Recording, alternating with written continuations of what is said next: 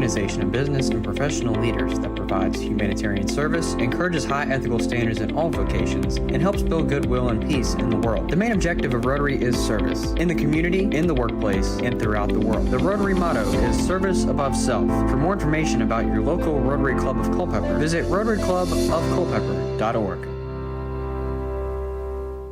Located in Culpeper, Maloney and Ward Insurance Agency has been committed for over 30 years to providing the best insurance coverage, but also the best service. We try to make picking the right insurance policy easier and less daunting for you by going the extra mile, doing the extra work, and reassuring you that our team of experienced professional agents is here for you every step of the way. To get in touch with one of our dedicated team members, visit MaloneyandWard.com or call 540-825-9121. Maloney and Ward Insurance Agency. Coverage you need. Coverage you can trust. Coverage you can afford.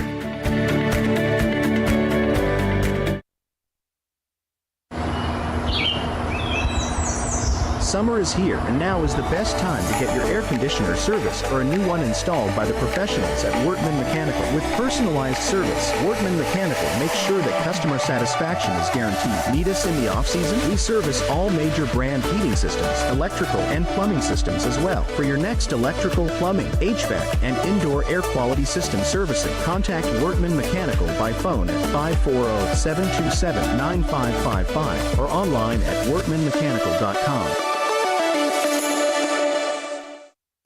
Roofing contractors, we specialize in roof installation, new gutters, siding, windows, and doors. In fact, we will transform the exterior of your home into something beautiful. As a family-owned and operated business, our customers, our name, and our employees are our most important assets. We provide hassle-free estimates, no high-pressure sales, and quality results that will last for years. For an appointment, visit us on the web at peakroofingcontractors.com. At City Light Baptist Church, we are a community of people God has chosen and preserved for Himself who love, follow, learn from, and worship God together. We are a loving church that brings the loving message of a loving God to a lost world. Visit us online at citylightculpeper.org or give us a call at 540-321-4400. Worship services are held every Sunday morning at 10:30 a.m. at City Light Baptist Church. Worship with us at 1121 Sperryville Pike in Culpeper.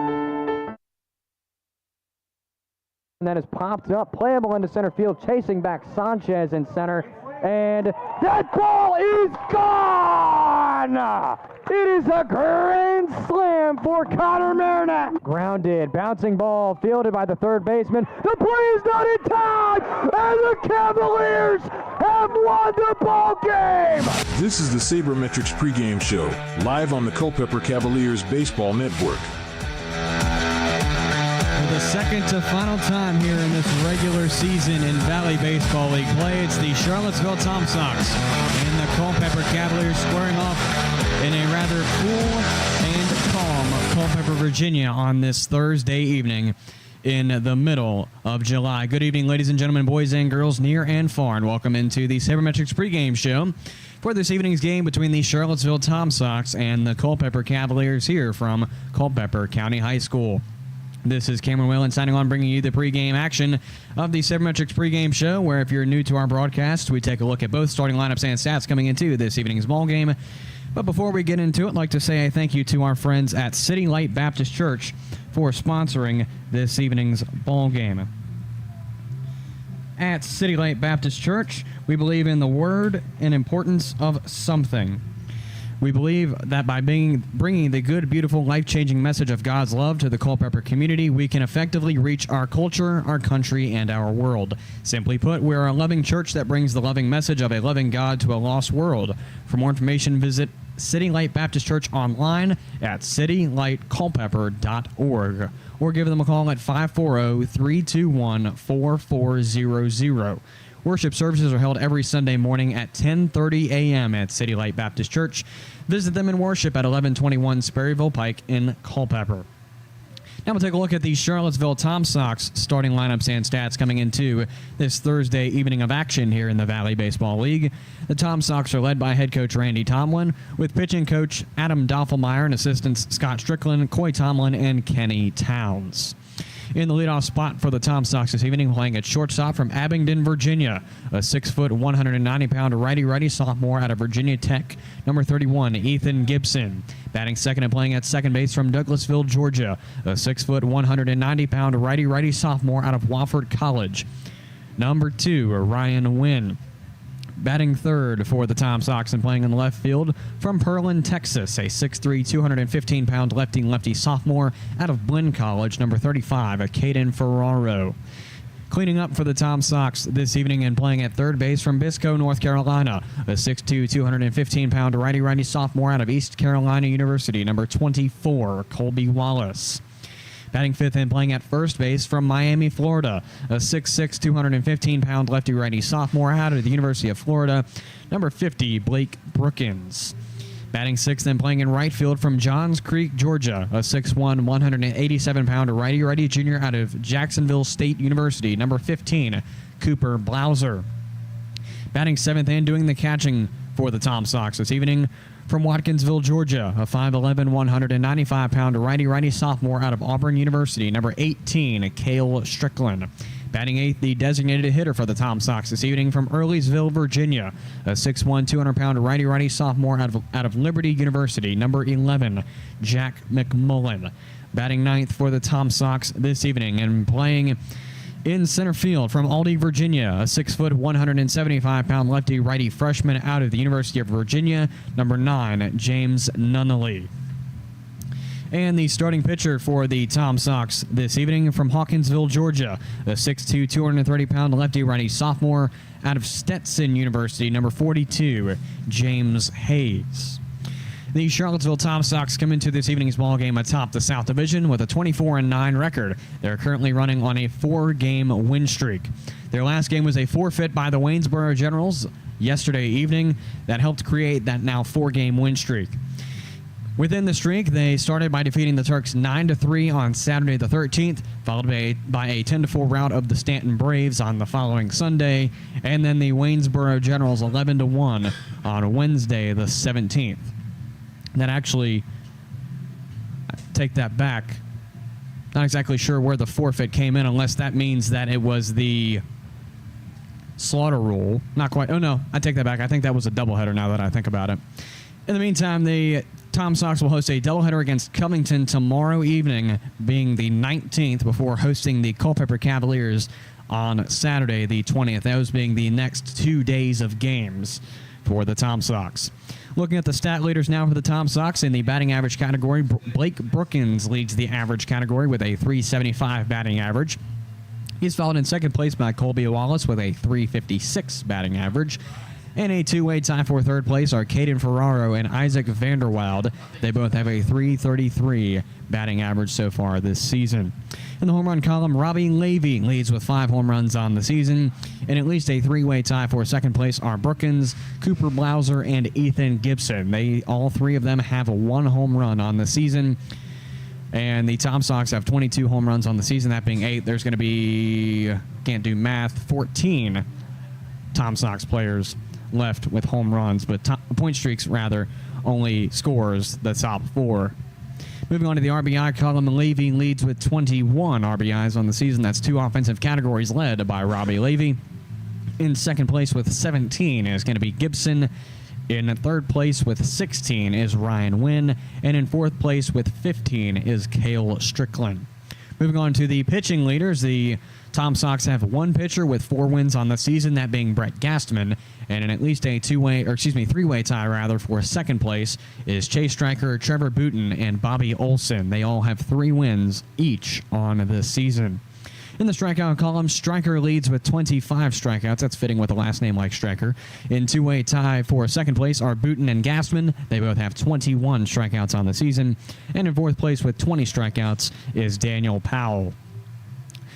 The lowest Tom Sox ERA comes from Ryan Hanks. He has a 0 ERA. And a two-way tie for second place are Olson and Powell. They both have a 1.80 ERA so far this season. And in fourth place with a 1.85 is Stryker. The Tom Sox bats are batting a .277 average out of 1,056 at-bats. 256 runs have scored off of 292 hits, 54 doubles, 10 triples, 22 home runs, 210 RBIs, 222 walks, and 273 strikeouts for the Tom Sox offense. On the pitching side of things, the Tom Sox pitching staff has pitched 273 innings, giving up 217 hits, 147 runs, 114 of them being earned, 154 walks, 283 strikeouts, with an ERA as a combined pitching staff at .376.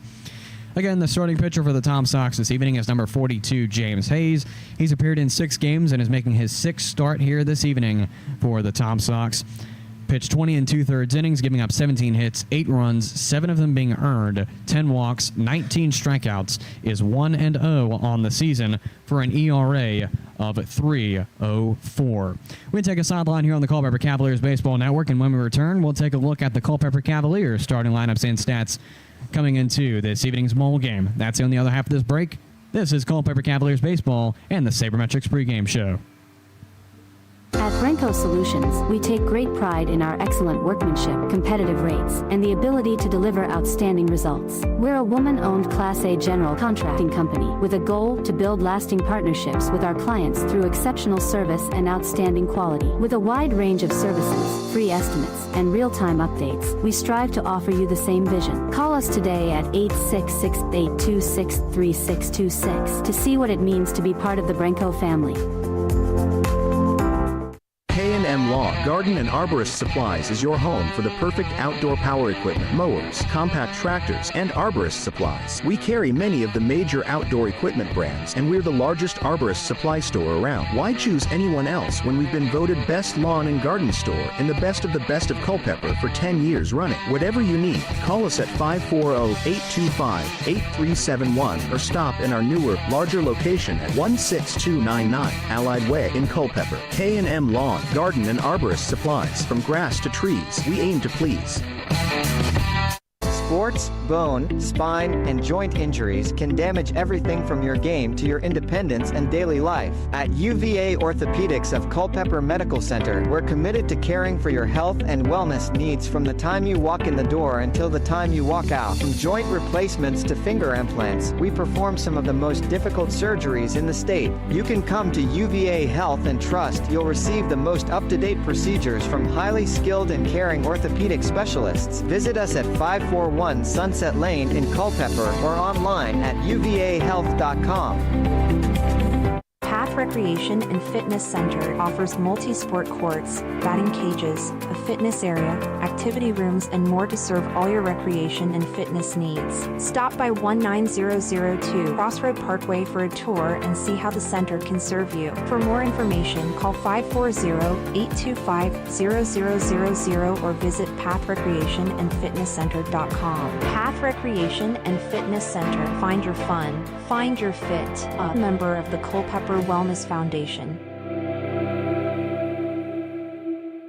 Culpeper Battlefield Tours, LLC is a proud sponsor of the Culpeper Cavaliers. Culpeper Battlefield Tours launched in 2022 to provide tours of Culpeper's historic battlefields and sites. Tours of 2 or 3 hours can be customized of Brandy Station Battlefield, Buford's Knoll, Fleetwood Hill, St. James Church, Stevensburg, and the Winter Encampment, or contact Culpeper Battlefield Tours for a specialty tour. To contact them, learn about upcoming events and more, call 540-632-4500 or visit culpeperbattlefieldtours.com. Now back to the Saber Metrics pregame show on the Culpeper Cavaliers Baseball Network. If you just tuned in within the last couple of moments, you missed the Charlottesville Tom Sox starting lineups and stats coming into this Thursday evening action here in the Valley Baseball League. And now we'll take a look at the Culpeper Cavaliers starting lineups and stats coming into this Thursday evening ball game. The Cavaliers are led by head coach Brandon Mack with assistants A.J. Stead, who's the pitching coach, as well as Josh Gardner, Trevor Mack, and Nate Yates. Leading off with the Cavaliers playing in left field from Helena, Alabama, a 5'10", 180-pounder righty junior out of the University of South Alabama, number 23, Ryan Story. Batting second and playing in right field from Fredericksburg, Virginia, a 5'9", 160-pounder righty junior out of VMI, number 2, Kazuya Jordan. Batting third and playing at third base from Kinston, North Carolina, a 6'3", 215-pounder righty sophomore out of Mount Olive College, number 17, John Howard.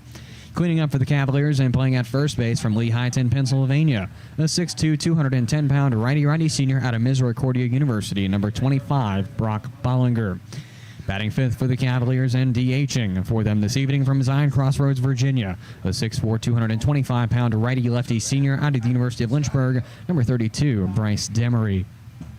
Batting sixth and playing at center field from Haymarket, Virginia, a 5'10", 185-pounder righty sophomore out of Coastal Carolina University, number 8, Blagan Peda. Batting seventh and playing at short from Calabasas, California, a 6', 175-pound lefty-righty sophomore out of Harvard University, number 31, Tyler Schulman.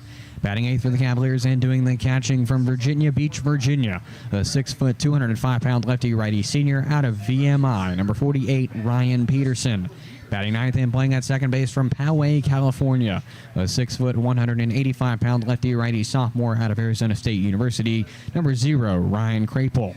And on the mound to lead things off for the Cavaliers from Brighton, Colorado, a 6'3", 185-pound right-handed pitcher, a sophomore out of Arizona State University, number 35, Brock Eddy.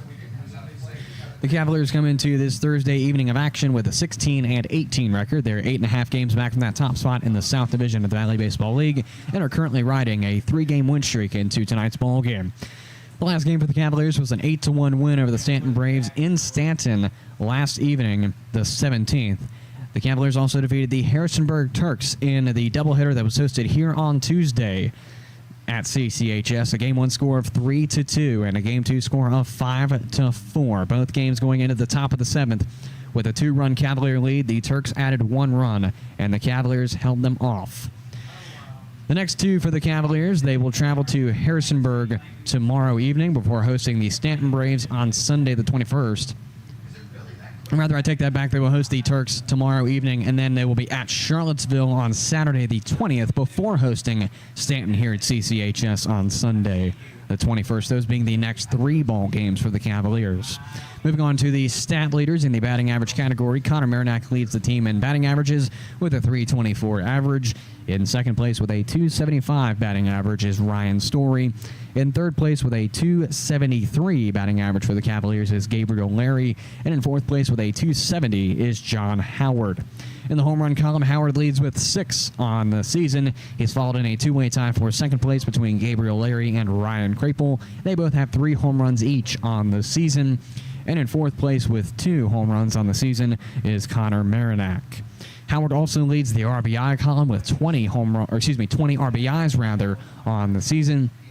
In a 2-way tie for second place in the RBI column is Schulman. That'd be Tyler Schulman and Ryan Crapel. They both have 18 RBIs each on the season. And in fourth place with 16 RBIs on the season is Marinac.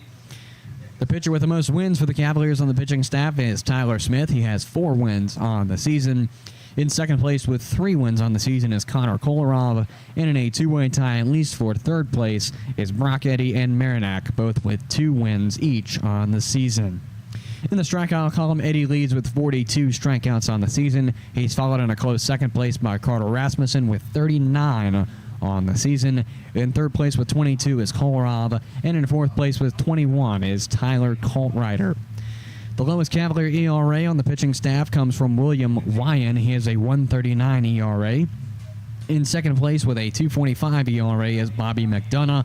In third place with a 3.46 is Connor Marinac. And in fourth place with a 3.80 ERA is Tyler Smith. The Cavaliers' batting average is a .244 combined as an offensive unit. Out of 1,126 at-bats, 207 runs have scored off of 275 hits, 45 doubles, 2 triples, 30 home runs, 175 RBIs, 147 walks, and 304 strikeouts for the Cavalier offense. On defense, in regards to the pitching staff, the Cavaliers pitching staff has pitched 295 innings, giving up 307 hits, 225 runs, 181 of them being earned, 180 walks, 275 strikeouts, with an ERA coming into tonight's ball game at .552. The Cavaliers starting pitcher on the evening, as stated a minute ago, was number 35, Brock Eddy. He's appeared in 7 games and is making his 6th start here this evening as a Cavalier. Pitching 31 1/3 innings, giving up 23 hits, 16 runs, 15 of them being earned, 8 walks, 42 strikeouts, which, again, is the team best in the strikeout column. Sits 2-3 on the season as a pitcher, with an ERA coming into tonight's ball game at .430. We take a sideline here on the Culpeper Cavaliers Baseball Network, and when we return, we'll take a look around the Valley League, presented by LD&B Insurance and Financial Services, Centerra, and Southern Kitchen in Newmarket. That's on the other half of this break. This is Culpeper Cavaliers Baseball. Founded in 1972, Jefferson Home Builders has built over 2,500 homes, everything from cozy additions to showplaces. We center our work on quality, affordability, and reliability. Choose Jefferson Home Builders for your next project by visiting them online at jeffersonhomebuilders.com or by calling 540-812-9080. Jefferson Home Builders, build with certainty. Our location at Bragg's Corner Properties lends itself to a superior visibility at the Route 29 bypass interchange. Bragg's Corner is ready to help make your business transition into this ever-expanding commercial area. Enjoy the freedom to start, grow, or expand your business today. For questions or to open your lease, visit Bragg's Corner Properties online at braggscorner.com. That's BRAGGS corner.com. Bragg's Corner Properties, where business meets success. The same food you love at Sean's table can be served at yours. Whether it's 25 or 100 guests, Sean's caters all your favorites. From brisket, pulled pork, ribs and chicken, to baked beans, mac and cheese, cornbread, and lots more. With simple online ordering, you select your meats, sides, drinks, and paper products. And don't forget our homemade desserts. All of Sean's catering can be delivered right to your table, or you can pick it up. Sean's Smokehouse Barbecue Catering. Real wood, real food, real good. The Battlefield Area Fellowship of Christian Athletes serves over 4,000 coaches and 21,000 athletes. The Fellowship of Christian Athletes serves local youth by building relationships that will demonstrate steadfast commitment to Jesus Christ and His Word through integrity, serving, teamwork, and excellence. For more information on their work in the local area, to view upcoming events, or to even join their team, visit battlefieldfca.org. CM Contracting and Consulting provides general contracting and consulting services for commercial, government, and security construction. Our jobs range from small area remodeling to new building construction. When it comes to working with clients, our golden rule takes priority. We simply want to guarantee 100% satisfaction with the work done. Contact CM Contracting and Consulting at cmcontractingconsulting.com for all of your commercial construction, security construction, modular SCIF, and disaster recovery needs. The Rotary Club of Culpeper is part of a worldwide organization of business and professional leaders that provides humanitarian service, encourages high ethical standards in all vocations, and helps build goodwill and peace in the world. The main objective of Rotary is service, in the community, in the workplace, and throughout the world. The Rotary motto is service above self. For more information about your local Rotary Club of Culpeper, visit rotaryclubofculpeper.org. Founded in 1972, Jefferson Home Builders has built over 2,500 homes, everything from cozy additions to showplaces. We center our work on quality, affordability, and reliability. Choose Jefferson Home Builders for your next project by visiting them online at jeffersonhomebuilders.com or by calling 540-812-9080. Jefferson Home Builders, build with certainty.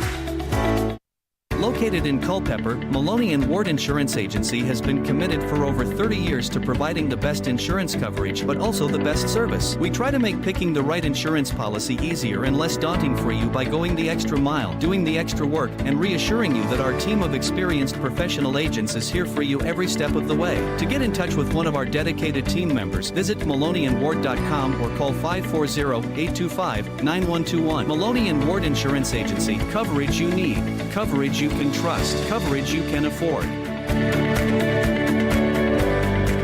At At City Light Baptist Church, we are a community of people God has chosen and preserved for himself who love, follow, learn from, and worship God together. We are a loving church that brings the loving message of a loving God to a lost world. Visit us online at citylightculpeper.org or give us a call at 540-321-4400. Worship services are held every Sunday morning at 10:30 a.m. at City Light Baptist Church. Worship with us at 1121 Sperryville Pike in Culpeper.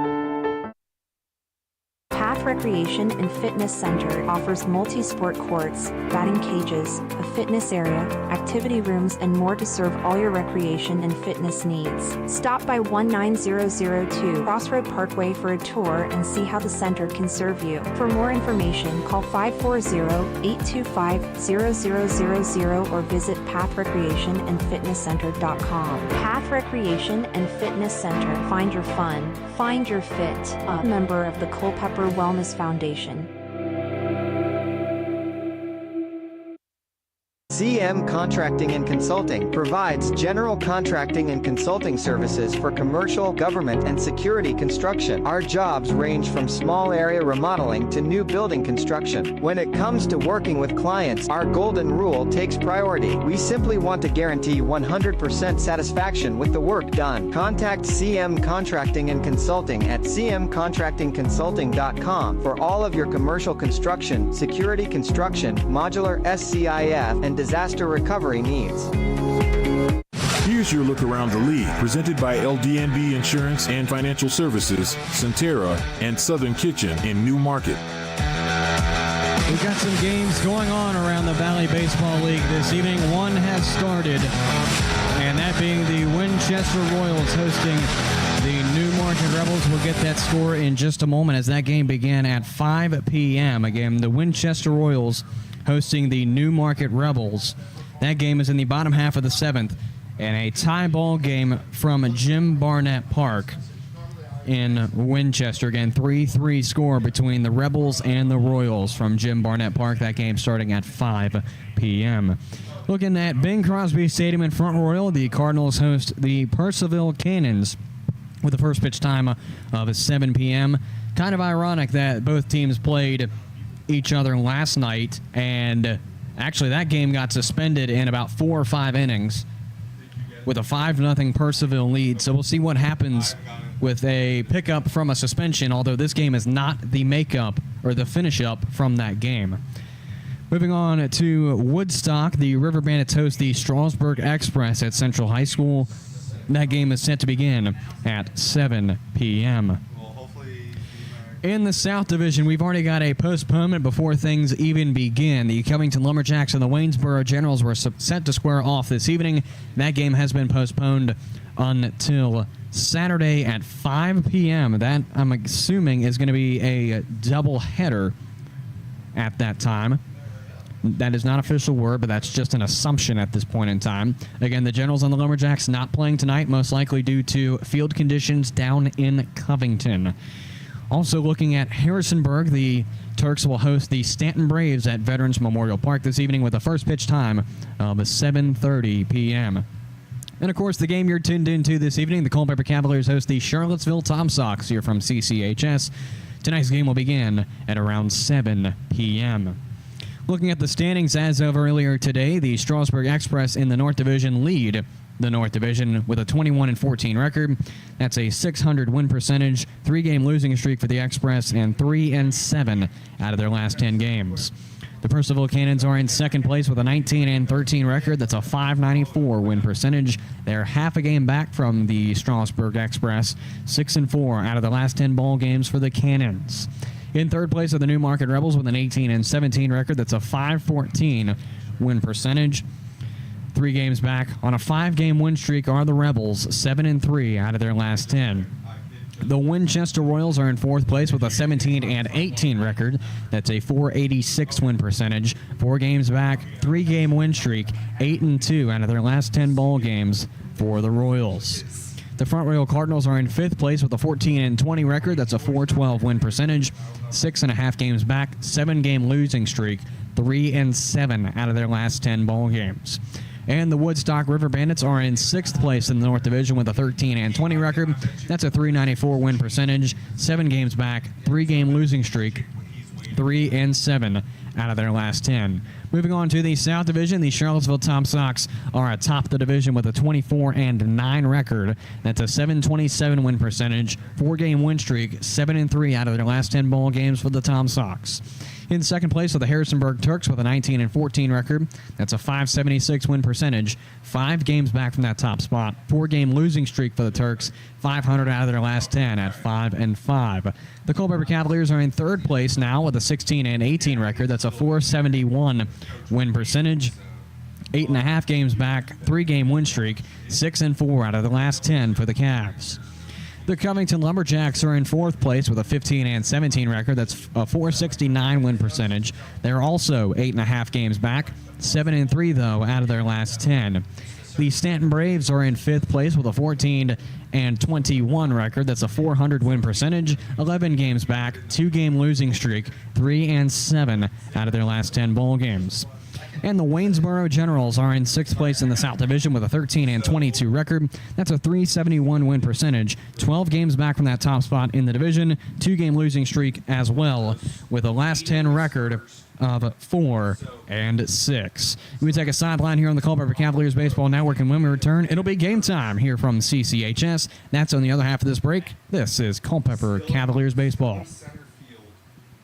Culpeper Battlefield Tours, LLC is a proud sponsor of the Culpeper Cavaliers. Culpeper Battlefield Tours launched in 2022 to provide tours of Culpeper's historic battlefields and sites. Tours of 2 or 3 hours can be customized of Brandy Station Battlefield, Buford's Knoll, Fleetwood Hill, St. James Church, Stevensburg, and the Winter Encampment, or contact Culpeper Battlefield Tours for a specialty tour. To contact them, learn about upcoming events and more, call 540-632-4500 or visit CulpeperBattlefieldTours.com.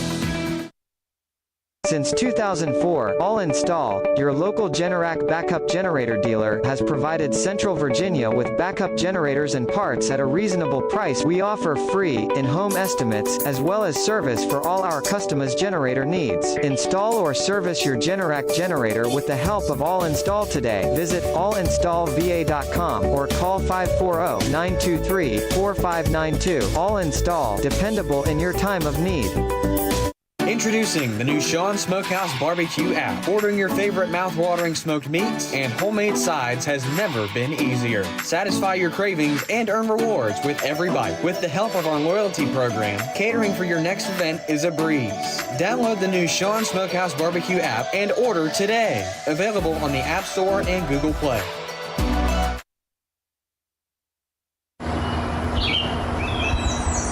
Summer is here, and now is the best time to get your air conditioner serviced or a new one installed by the professionals at Wartman Mechanical. With personalized service, Wartman Mechanical makes sure that customer satisfaction is guaranteed. Need us in the off-season? We service all major brand heating systems, electrical and plumbing systems as well. For your next electrical, plumbing, HVAC, and indoor air quality system servicing, contact Wartman Mechanical by phone at 540-727-9555 or online at wartmanmechanical.com.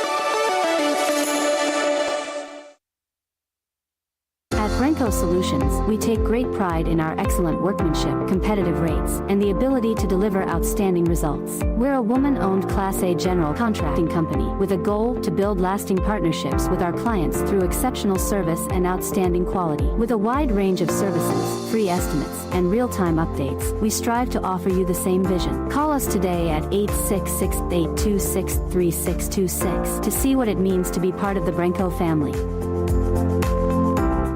Culpeper Battlefield Tours, LLC is a proud sponsor of the Culpeper Cavaliers. Culpeper Battlefield Tours launched in 2022 to provide tours of Culpeper's historic battlefields and sites. Tours of 2 or 3 hours can be customized of Brandy Station Battlefield, Buford's Knoll, Fleetwood Hill, St. James Church, Stevensburg, and the Winter Encampment, or contact Culpeper Battlefield Tours for a specialty tour. To contact them, learn about upcoming events and more, call 540-632-4500 or visit CulpeperBattlefieldTours.com. Lineups are being read in-house here at CCHS as it's the Tom Sox and the Cavaliers squaring off on this Thursday evening of Valley Baseball League action. the last Thursday of regular season play in the Valley Baseball League. That is, if we don't have any more weather-related postponements or just postponements of any kind. So it's the Tom Sox and the Cavaliers squaring off here from CCHS. Again, lineups are being read in-house, and we'll start this game around 7:03 p.m. local time in Culpeper. That's coming up in around 4 minutes. On the other half of this break, it'll be the first pitch between the Tom Sox and the Cavaliers. This is Culpeper Cavaliers baseball. At City Light Baptist Church, we are a community of people God has chosen and preserved for himself who love, follow, learn from, and worship God together. We are a loving church that brings the loving message of a loving God to a lost world. Visit us online at citylightculpeper.org or give us a call at 540-321-4400. Worship services are held every Sunday morning at 10:30 a.m. at City Light Baptist Church. Worship with us at 1121 Sperryville Pike in Culpeper.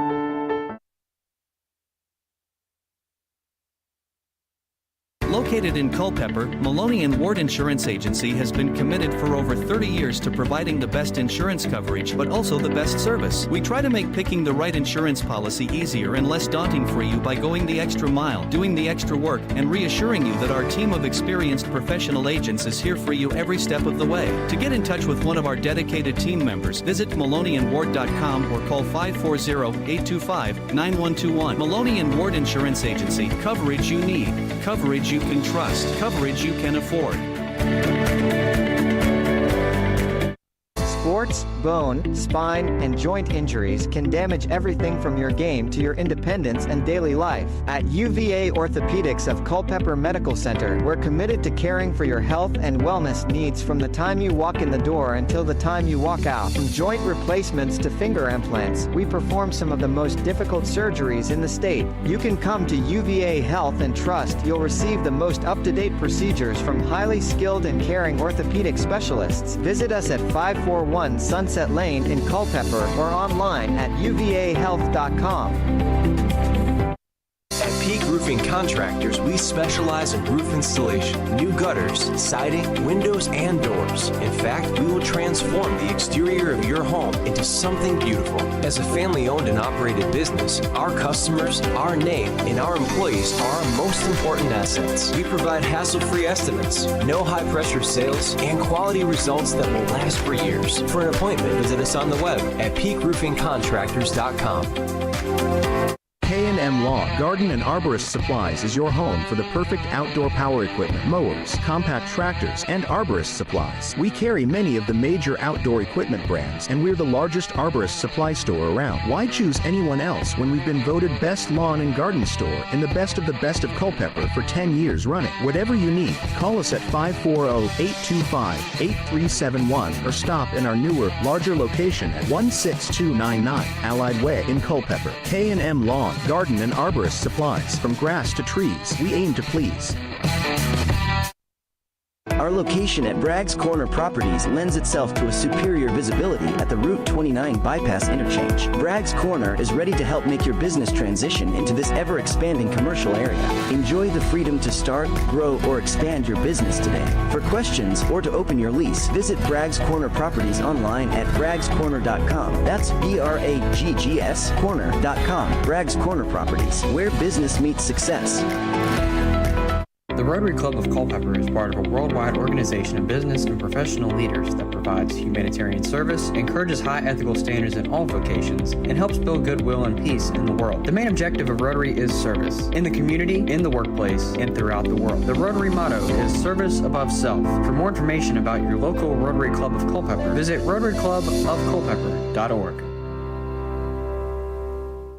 At City Light Baptist Church, we are a community of people God has chosen and preserved for himself who love, follow, learn from, and worship God together. We are a loving church that brings the loving message of a loving God to a lost world. Visit us online at citylightculpeper.org or give us a call at 540-321-4400. Worship services are held every Sunday morning at 10:30 a.m. at City Light Baptist Church. Worship with us at 1121 Sperryville Pike in Culpeper.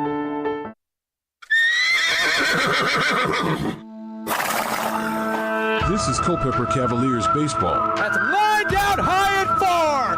Chasing back the left fielder. He leaps, and it's gone! that is lined down into left center. It's going high. It's going far.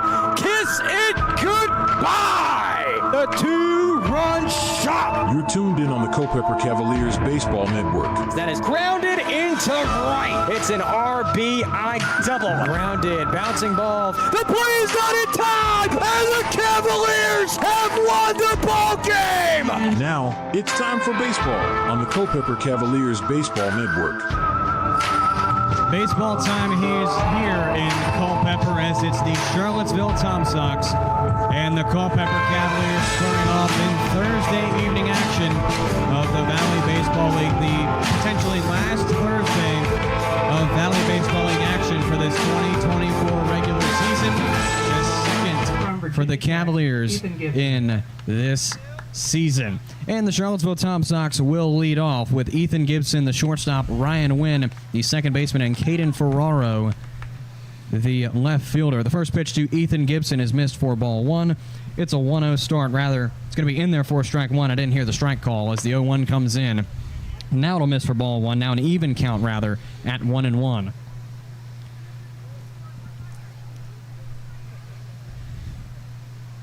So Eddie will set in, deal the 1-1 pitch to Gibson. That's going to be fouled back towards the Cavalier dugout. Stays in the ballpark. Now 1-2 on the next pitch.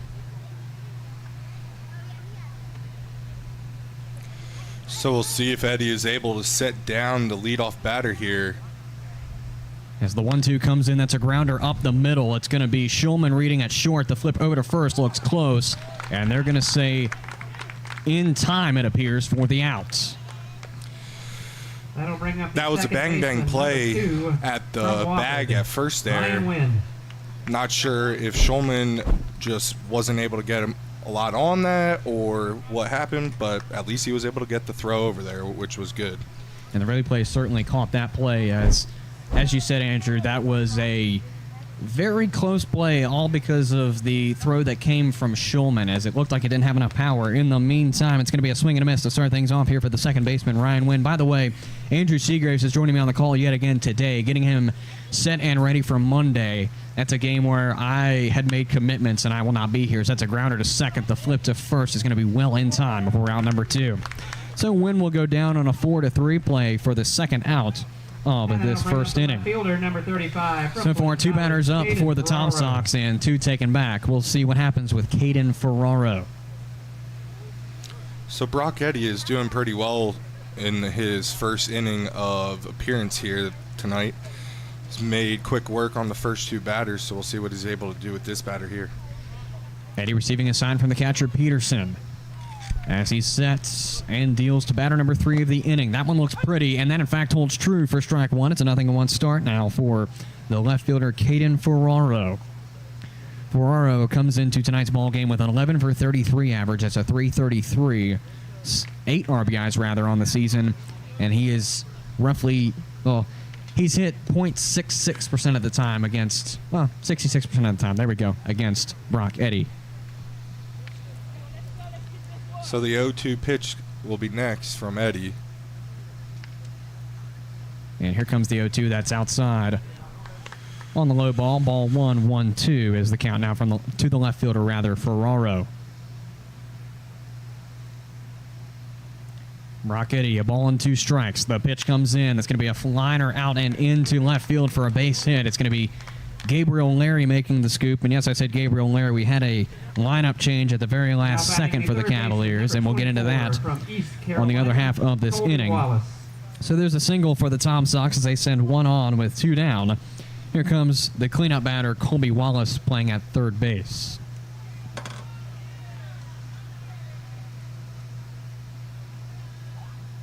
So Brock Eddy will deal the opening pitch of the plate appearance. That looks pretty, but just a little bit too low. Pretty in, as in through the strike zone. It's going to be 1-0 to start things off here for the third baseman, Wallace. And here comes the 1-0. That one's upstairs. Ball 2, 2-0 count.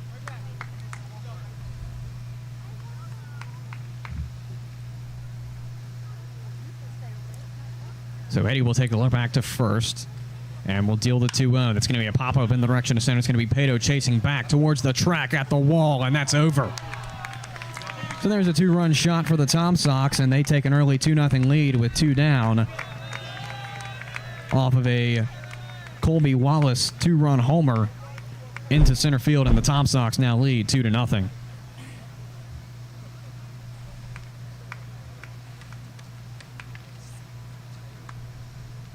It brings up first base. So Eddie was able, like I said, he was able to make quick work with the first 2 batters, but now has given up 2 runs off of 2 batters for the Tom Sox. And the first pitch comes into batter number 5, Blake Brookins. It will miss for ball 1, a 1-0 start.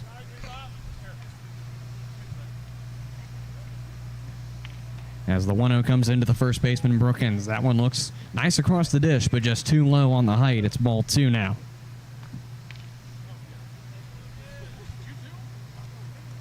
As Eddie will set. And here comes the pitch, 2-0. That's going to be outside, ball 3 on a 3-0. We'll see what happens with Blake Brookins. Blake's in a good spot here to get a good pitch to hit if he would like to swing here. 3-0 comes in upstairs, ball 4, and there's a 90-foot walk of fame given up by Brock Eddy. It's going to be given to the record of Blake Brookins, and it's now a 2-0 Tom Sox lead with a man on and 2 down. As the right fielder Cooper Blauser comes up to the dish now for the Tom Sox. It's worth noting that Brookins was 3 for 8 coming into the ball game. It's a .375. Technically, he still stands at that with 1 home run and 3 RBIs. Statistics-wise, he's hit 50% of the time against Brock Eddy. As the first pitch comes in to Blauser, it's going to be up in right field. It's going to be chasing up Kazuya Jordan, and he makes the play and retires the side. So it's going to be 1-2, skip a few, score some runs, 3 for the Tom Sox on offense as Cooper Blauser flies out to 9 to end the inning. The Tom Sox take an early 2-0 lead with Cale Strickland due up for them in the top half of the second inning. Cavs will lead off now with Blake and Pato, Kazuya Jordan, and John Howard. More on that on the other half of this break. This is Culpeper Cavaliers Baseball bringing you the Tom Sox versus the Cavaliers. This is Culpeper Cavaliers Baseball. They are property of the Culpeper. Introducing the new Sean Smokehouse Barbecue app. Ordering your favorite mouth-watering smoked meats and homemade sides has never been easier. Satisfy your cravings and earn rewards with every bite. With the help of our loyalty program, catering for your next event is a breeze. Download the new Sean Smokehouse Barbecue app and order today. Available on the App Store and Google Play.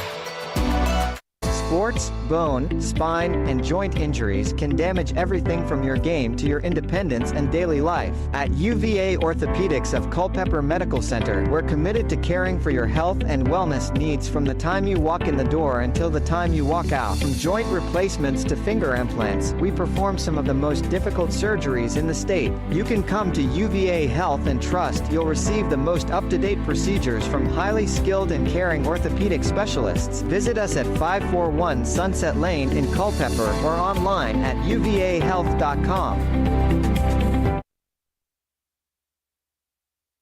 At Branco Solutions, we take great pride in our excellent workmanship, competitive rates, and the ability to deliver outstanding results. We're a woman-owned Class A general contracting company with a goal to build lasting partnerships with our clients through exceptional service and outstanding quality. With a wide range of services, free estimates, and real-time updates, we strive to offer you the same vision. Call us today at 866-826-3626 to see what it means to be part of the Branco family.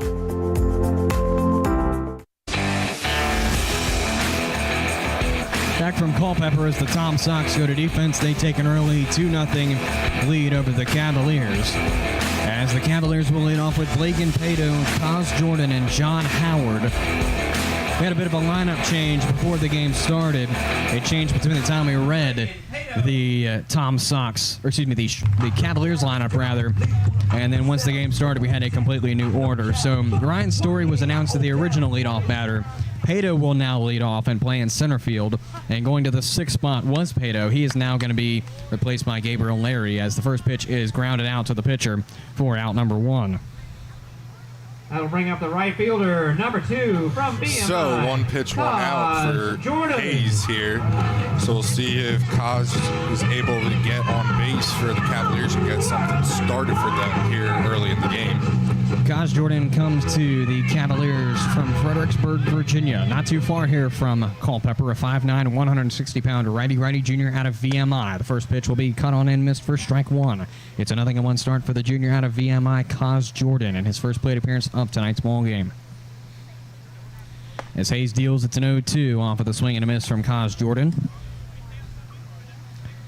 He comes into the game 10 for 42. That's a .238 average, 1 home run and 3 RBIs. As that's going to be popped up and fouled out of play. We'll do it again with the 0-2. And if you didn't hear Kenny cheer, it's because it hit the top of the press box. I believe that was the first time I think ever. I think it's first time in 2 years. Yeah. Yes. That the press box has been hit by a foul ball. And the 0-2 in the meantime is going to be missed just slightly for ball one. 1-2 on the field now for the right fielder, Kaz Jordan. As Hayes sets and deals with the 1-2, the pitch comes in. That one's outside. Going to be called ball two. Now an even 2-2. So after a quick 2 strikes on Kaz, he's able to even the count here at 2-2. The pitch by Hayes. It's going to be in there for a called strike 3 looking. And that's out number 2 as Jordan goes from an 0-2 to battling at a 2-2. And then he'll look at strike number 3 for the second out. That brings up the third baseman, John Howard. He's a Kinston, North Carolina native, 6'3", 215-pound righty-righty sophomore out of Mount Olive College. He's batting as number 3 and again playing at third base. As the first pitch comes to him, it's going to be low and away for ball one. So Howard comes into this game. He was on a little slump, but he was able to break out of it in that doubleheader on Tuesday as the pitch is inside for a ball. So we'll see if he's able to continue the hit streak that he was on in the second game. So we'll see what happens here as that's fouled away. Count is now 2-1. And I don't think he really broke out of that slump until we said something about it. I think we had said something maybe the at-bat before he actually broke that slump. So, John, if you're rewatching this, we'll take the credit for that. But certainly glad to see John Howard break that home slump at least. I'm not exactly sure what he's done in a way, as that's going to be fouled down the third base line. And now an even count at 2-2 for the third baseman, John Howard. We're just glad to see John Howard get out of that slump as he started out hot to start this season out, but as of late before the doubleheader on Tuesday, he had struggled at home a little bit as the 2-2 comes in. That's going to be low and away for ball 3, and we've got our first full count of the ball game on both sides. And it will define what happens to the first inning. Hayes will set. Payoff coming to John Howard. The pitch comes in. Swing and a miss. Got him for strike 3, and that retires the side. So the Cavaliers go down 1-2-3 in this first inning of work. As we go to the second inning, it's a 2-0 Tom Sox lead. And the Tom Sox will call up their 7, 8, and 9 batters, Strickland, McMullen, and Nunnally. That's in the other half of this break. This is Culpeper Cavaliers baseball. CM Contracting and Consulting provides general contracting and consulting services for commercial, government, and security construction. Our jobs range from small area remodeling to new building construction. When it comes to working with clients, our golden rule takes priority. We simply want to guarantee 100% satisfaction with the work done. Contact CM Contracting and Consulting at cmcontractingconsulting.com for all of your commercial construction, security construction, modular SCIF, and disaster recovery needs. We may be in the barbecue business, but our joy and commitment is in serving people and the community. Sean's Barbecue is committed to impacting lives, from our ambassadors to the guests that visit our restaurants every day. We would like for all of our ambassadors to invest time and energy in making the businesses thrive by creating a positive atmosphere, engaging with one another, and connecting with our guests. Sean's Smokehouse Barbecue. Real wood, real food, real good. We go to the second inning here in Culpeper. It's a 2-0 Tom Sox lead. As the Tom Sox will lead off with Cale Strickland, Jack McMullen, and James Nunnally, the catcher, DH, and center fielder, respectively. And we'll see Cale Strickland here to start things off for the Tom Sox. Strickland is a Watkinsville, Georgia native, 5'11", 195-pound righty-righty sophomore out of Auburn. As the first pitch to him is missed for ball 1. It's a 1-0 start.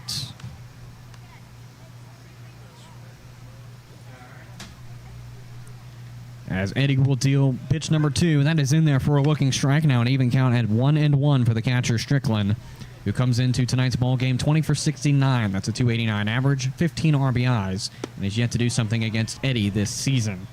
As ball 2 comes in. That pitch was, I don't know if that pitch was low or outside. It was right there in a questionable spot either way, but it was a good spot there for Eddie.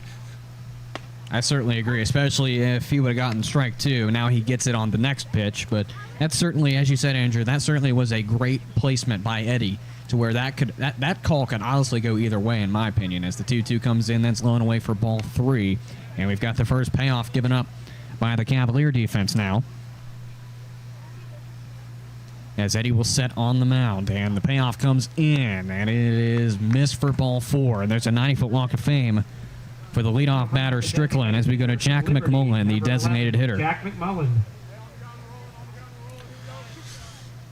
So we'll see if McMullen and the Tom Sox are able to make Eddie pay here like they did in the first inning after when the Tom Sox were able to get a hit after 2 quick outs. Eddie deals the first pitch to batter number 2, McMullen. That's going to be fouled away and out of play for strike 1. 0-1 to start things off here for the DH McMullen. While you were speaking and looking down, the foul ball actually, I don't know if it picked up on the camera there, but the foul ball actually went out, hit off the light pole, and bounced back into play there. Wow. I don't think that's ever happened here either. As that's going to come in for a strike now, 0-2. For a second, I thought you were going to say, no, you're dead wrong. Nope, just something that was another first. And as that's happening, I'm looking down, so I didn't get to see any of that excitement. I don't think, no, it isn't in fact going to catch up on the camera, as that's going to be ball 1. It's in a 1-2 count now coming to McMullen. So if you didn't hear Kenny, he said one thing we don't want to hear is a ball going back to the windows, and I've actually had to experience that at a different high school. It was a press box kind of built like a semi-truck trailer, and those windows were apparently shatterproof, but they were tested that day, and they were not. So. Shatterproof, and they just keep they weren't worried because they felt like, oh, it's not never going to get over that fence and come down that quick and come into the window. I don't think it would, especially with that overhang. Kenny's point was we don't think it'll go over the fence and come back down at that angle. As that's tipped and fouled away, we'll keep the 1-2 count. But with that overhang behind the dish, I think that would be, I mean, it still could be possible, but just really unlikely for something along those lines to happen. Like, it took this long to get it to hit the roof of the press box.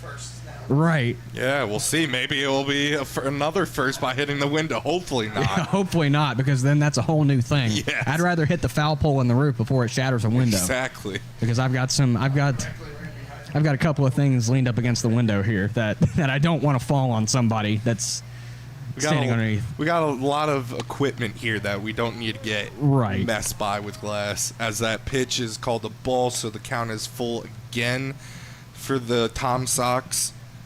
2 straight batters now facing a payoff. It was Cale Strickland who was walked. We'll see what Eddie can do with this one. Its payoff comes in. That's going to be grounded to second. Will they make the double play? They'll tag him in the baseline. And out at first in time for the double play. How about... That's going to be Crapel at second base. How about the quick thinking from Crapel? And we'll take a look at that replay, as that was a great play from Crapel at second to have the quick wit to tag the batter, or rather tag the runner Strickland, and get the batter McMullen out.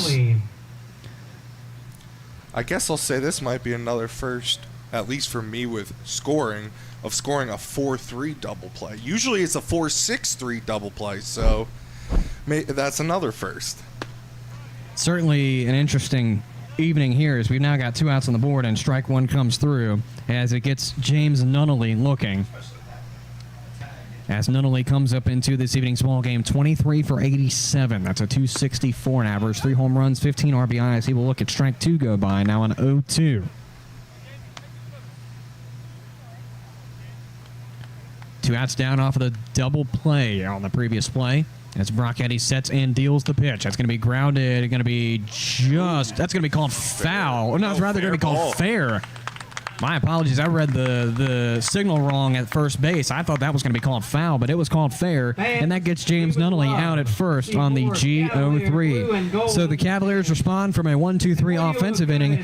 They make it a 1-2-3 defensive inning on the other half of it.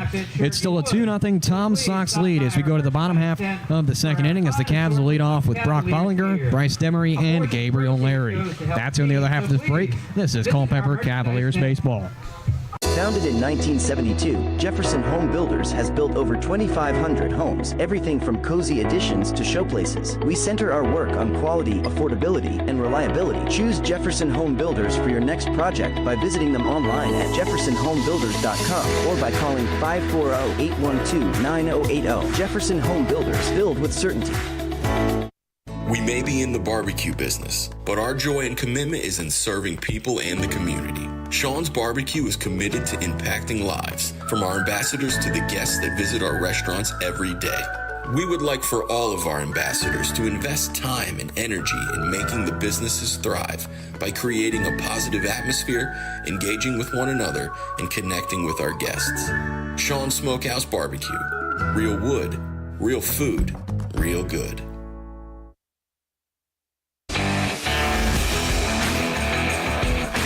While we have a moment before this bottom half of the second begins, I'd like to thank our friends at City Light Baptist Church as they are tonight's game presenting sponsor. At City Light Baptist Church, we believe in the worth or importance of something.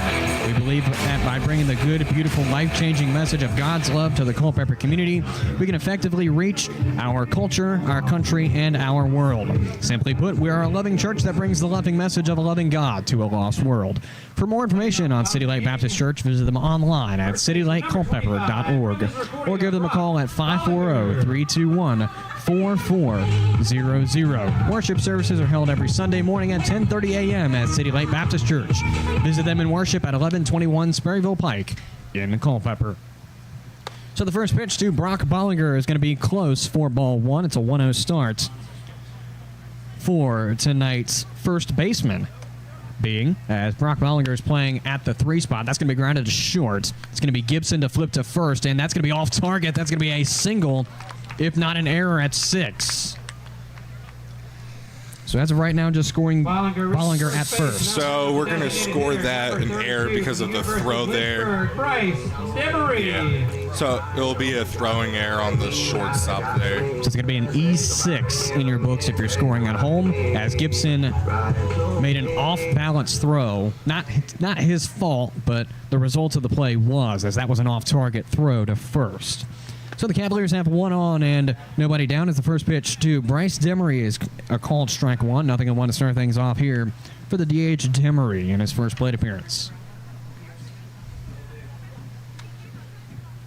And in the meantime, we've got some draft news. The Tom Sox James Nunnally has gone in the 14th round to the Milwaukee Brewers. Actually, there's been a couple of just draft news in the Valley Baseball League as Demery will swing and miss for strike two. A couple of those being some of the 2022 Front Royal Cardinals that I got to watch in my last year in Front Royal, and one of them being JoJo Jackson out of Georgia State. He was a good prospect for Front Royal, certainly a great ball player, and just glad to see that not only is he going in the draft to a team, but he's going to the Yankees.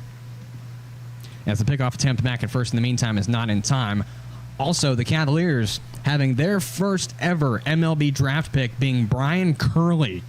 I can't remember exactly what round he went in. They're going to catch Brock Bollinger in a pickle in the base path, and he's going to he'll get second base on there with interference by the first baseman there for the Tom Sox. I certainly was going to say I believe there's an interference, but I wasn't going to say it like that just because I knew I could ruffle some feathers, and I'm not about ruffling feathers. So it's going to be an interference on the play that allows Bollinger to get to second. Bryce Demery, your man at the dish. He sits in an 0-2 as of right now. Going to keep it that at this very moment. The Cavs have Brock Bollinger on second following the interference. As Hayes will look back to second, nobody quite there to make the play as a Wynn will backpedal towards right field. That pitch comes in and misses for ball number 1. It's going to be a 1-2 count now for the DH, Bryce Demery. But again, just going back to the draft news for the Cavaliers, their very first ever draft pick being Brian Curley out of VCU. He is going to the MLB. Not exactly sure what team because I don't think I read. He's going to the Pittsburgh Pirates. I did read it. That's going to be a base hit into left field. Brock Bollinger is going to stop at third, and the Cavaliers will have runners on the corners off of the Bryce Demery single. Base hit by Demery will bring up. And that is actually the first Cavalier hit of tonight's ball game as the left fielder Gabriel Larry comes up to the dish for the Cavaliers. So as previously said, Larry comes into this game late as he was a late substitution being subbed in for, he subbed in for Story. Right. So Hayes will set with runners on the corners now for the Cavalier offense. As the first pitch comes in, it will be a called strike. He did get called on the check swing there, so I believe that is what technically the correct call is by the umpire. I was looking down trying to get my scoreboard app up from Twitter, so we're at an 0-1 off of a swinging or a check swing. Yeah, so it probably would have gone away. either way anyways, but now it's 2-0-2, Now it's so we'll 0-2. see what Larry is able to do here for the Cavaliers with runners on the corner. Mind you, there are no outs down for the Cavaliers so far on offense. They trail 2-0 with the go-ahead run now at the dish. The game-time run on first as Hayes deals the 0-2. That's going to be a grounder and going to be ruled foul at the very end of the play. Going to stay 0-2 for Gabriel Larry. He comes into tonight's ball game with a 21 for 77 average. That's a 272 decimal average, 3 home runs and 12 RBIs. I want to say that's second best with a tie for the Cavalier home runs. That, in fact, holds true with Ryan Krapel also having 3 home runs so far this season. So we'll see if Larry's able to break the tie home run-wise here as he fouls that next pitch off back to the screen. Going to keep it 0-2 for Larry. Larry comes to the Cavaliers as a junior out of Mississippi State University. Bossier City, Louisiana, 6'1", 205-pound righty junior. As the 0-2 comes in probably 4 now. That's going to be fouled away, and we're going to keep it again at an 0-2 count. So Gabriel Larry getting his money's worth. We'll see what happens if he can take it to the bank or get caught on the way. As Hayes will set on the mound with an 0-2 probably 5 now coming up. And here comes the pitch. That's going to be upstairs, ball 1. It's going to be a 1-0, or excuse me, a 1-2, my apologies. Looking at the O in the ball column, and obviously my brain went the wrong way. So 1 ball and 2 strikes for Gabriel Larry. With runners threatening in the corners, nobody down for the Cavaliers in this bottom half of the second. As the pitch comes in, 1-2. Liner and foul. Just foul. I would say that was just like the other game. Yep. I can't remember if it was the first game or the second game. I believe it was John Howard as well. Yes, it was. That did that. That it was no more than a foot. That might have been the time where we talked about his slump and we got excited about it. Yeah, because we thought that he was breaking out of his slump there. So an unfortunate turn of events there for Gabriel Larry. He stays in a 1-2 off of a foul ball that was probably 2 feet foul. As that's going to be lined, this one's going to be fair, and it's going to drop for a base hit. So Gabriel Larry's got an RBI, and the Cavs now trail 2-1 with Brock Bollinger crossing. So that was a great at-bat by Larry there with, I believe that was a total of 5 foul balls, 4 extra payoff pitches for him with the 0-2 count there. So that was a great at-bat by Larry. So the Cavaliers now trail 2-1 off of the RBI from Gabriel Larry as the Cavaliers will call up the shortstop Tyler Schulman with a man on first and second and nobody down. As the pitch comes in, it's going to be a liner to short, and it looks like they'll make the double play with 1. There goes 2. And that, in fact, will hold true as Schulman forces a double play. There's now 2 outs on the board with a man on third in the form of the tying run. That's going to be Bryce Demery at third base. From BMI, Ryan Peterson. So Tyler Schulman forces the 6-4-3 double play for out number 2 as the catcher Ryan Peterson comes up to the dish for the Cavaliers.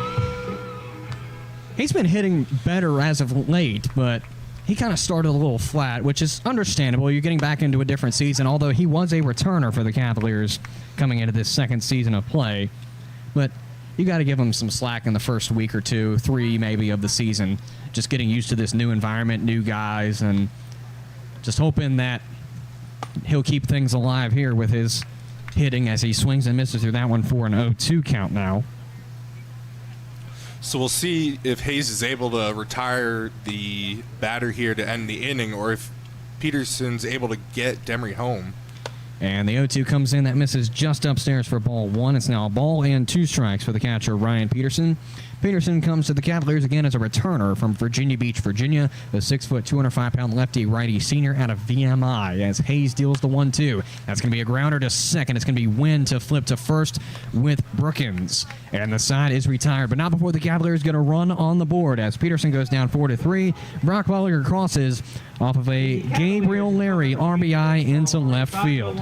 As we take a sideline here on the Culpeper Cavaliers Baseball Network, the Cavs will lead off the third with their 9-batter, Ryan Krapel. The Tom Sox will lead off with their original leadoff batter, Ethan Gibson. That's on the other half of this break. This is Culpeper Cavaliers Baseball. Sports, bone, spine, and joint injuries can damage everything from your game to your independence and daily life. At UVA Orthopedics of Culpeper Medical Center, we're committed to caring for your health and wellness needs from the time you walk in the door until the time you walk out. From joint replacements to finger implants, we perform some of the most difficult surgeries in the state. You can come to UVA Health and trust you'll receive the most up-to-date procedures from highly skilled and caring orthopedic specialists. Visit us at 541 Sunset Lane in Culpeper or online at uvahealth.com. K&M Lawn, Garden and Arborist Supplies is your home for the perfect outdoor power equipment, mowers, compact tractors, and arborist supplies. We carry many of the major outdoor equipment brands, and we're the largest arborist supply store around. Why choose anyone else when we've been voted best lawn and garden store in the best of Culpeper for 10 years running? Whatever you need, call us at 540-825-8371 or stop in our newer, larger location at 16299 Allied Way in Culpeper. K&M Lawn, Garden and Arborist Supplies. From grass to trees, we aim to please. At City Light Baptist Church, we are a community of people God has chosen and preserved for himself who love, follow, learn from, and worship God together. We are a loving church that brings the loving message of a loving God to a lost world. Visit us online at citylightculpeper.org or give us a call at 540-321-4400. Worship services are held every Sunday morning at 10:30 a.m. at City Light Baptist Church. Worship with us at 1121 Sperryville Pike in Culpeper. So after 2 innings of work, Brock Eddy is going to be retired, and in his place will be Powell, Ohio native, a 6'5", 220-pound righty-righty junior out of the University of Toledo, number 7, Nathan Leininger. Again, he will come in for Brock Eddy to begin this 3rd inning of work. And now we'll take a look at Brock Eddy's final stats of tonight's ball game. So Eddy ended the game with 2 innings pitched, 9 batters faced, gave up 2 earned runs on 2 hits, 2 walks, and no strikeouts on 34 pitches. So now we'll see what Leininger is able to do here in the top half of the 3rd inning, facing the leadoff batter of the original game as well, the Tom Sox, Ethan Gibson. And in fact holds true as Gibson comes up for his 2nd plate appearance. In a moment, we'll get both of the new pitcher and the batter's stats once Point Streak decides to update that information. As Nate Leininger is now on the mound for the Cavaliers. In his 1st inning of work, the first pitch comes in. That's going to be grounded to first base. It's going to be Bollinger to read and make the play as it's a GO3 to start things off as Ethan Gibson goes down on his 2nd plate appearance. That'll bring up the second baseman, number 2. Gibson came in 20 for 81 on the season, a 246 average, 1 home run, and 17 RBIs, and has yet to do anything against Leininger, and that still holds true through this 2nd plate appearance. So that will bring up number 2, Ryan Wynn, the 2nd baseman. As the first pitch to him comes in, that's going to be just low and away as it looked like it went into the zone. Yes, besides the height. Yeah, it definitely looked like it crossed the plate, but it was low. Yeah, that's the wording I was trying to go for. as the 1-0 is going to be called strike one. Now an even 1-1 count for the second baseman, Ryan Wynn, who comes into the game with a .325 average, 27 for 83, a home run and 16 RBIs. Liner setting on the mound with a 1-1. The pitch comes in well outside. Called ball 2. Leininger comes into this evening's ball game with a .958 ERA and 10 1/3 innings under his belt and 10 strikeouts as well. And we'll see how he does in tonight's ball game. 2 balls and a strike as Leininger sets on the mound, and the pitch will come in. That one looks pretty, and that in fact holds true for strike 2. Now an even count of 2-2 coming to the second baseman, Ryan Wynn.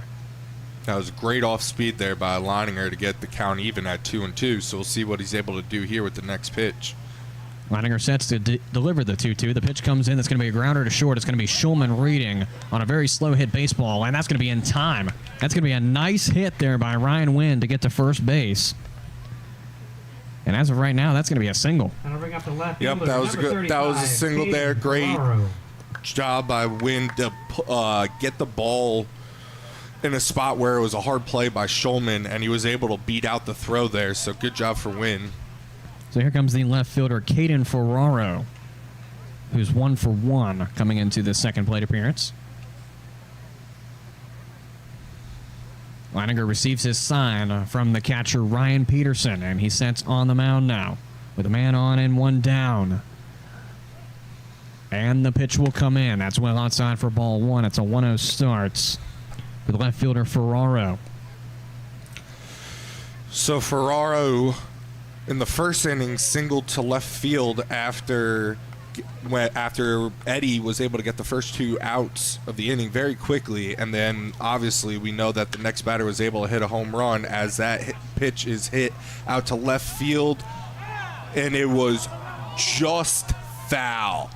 And for those of you, obviously you couldn't see it on the camera, so at no point in trying a replay, but Gabriel Larry tracked that ball all the way to the wall. It actually went over the wall, but it was probably 5 feet to the left of that foul pole. Yeah, that I would say 5 feet, if anything. Right. I know obviously the Tom Sox wanted that to be a home run there, but the bullpen was all pointing it fair, and obviously everyone from the Cavaliers side was pointing that foul, so that was definitely a hard call by the umpire there since it was real close. Gabriel Larry even stopped to take a look to the infield and it's like, what you calling that, Blue? Because there was an incident the other night where Connor Marinac hit a 3-run, or would have been a 3-run, as that's tagged in the first baseline, and there's going to be out at second. So the call is, as Krapel did not tag the runner Wynn there, he was called out because he was out of the baseline trying to avoid the tag there, and then the runner Ferraro was thrown out at first. So technically it will be scored a double play, another 4-3 double play, but that is what actually happened. So another 1-2-3 defensive inning for the Cavaliers as they have a new pitcher on the mound. Still a 2-1 Tom Sox lead as we go to the bottom half of the third. The Cavaliers will lead off with their original leadoff, or excuse me, their 9-batter Ryan Krapel, followed by original leadoff batter Blake Impeto and Kaz Jordan, batter number 2 originally. That's the only other half of this break. This is Culpeper Cavaliers baseball. Culpeper Battlefield Tours, LLC is a proud sponsor of the Culpeper Cavaliers. Culpeper Battlefield Tours launched in 2022 to provide tours of Culpeper's historic battlefields and sites. Tours of 2 or 3 hours can be customized of Brandy Station Battlefield, Buford's Knoll, Fleetwood Hill, St. James Church, Stevensburg, and the Winter Encampment, or contact Culpeper Battlefield Tours for a specialty tour. To contact them, learn about upcoming events and more, call 540-632-4500 or visit culpepperbattlefieldtours.com. The same food you love at Sean's table can be served at yours. Whether it's 25 or 100 guests, Sean's caters all your favorites. From brisket, pulled pork, ribs and chicken, to baked beans, mac and cheese, cornbread, and lots more. With simple online ordering, you select your meats, sides, drinks, and paper products. And don't forget our homemade desserts. All of Sean's catering can be delivered right to your table, or you can pick it up. Sean's Smokehouse Barbecue Catering. Real wood, real food, real good. You're tuned into Culpeper Cavaliers baseball on the Culpeper Cavaliers Baseball Network.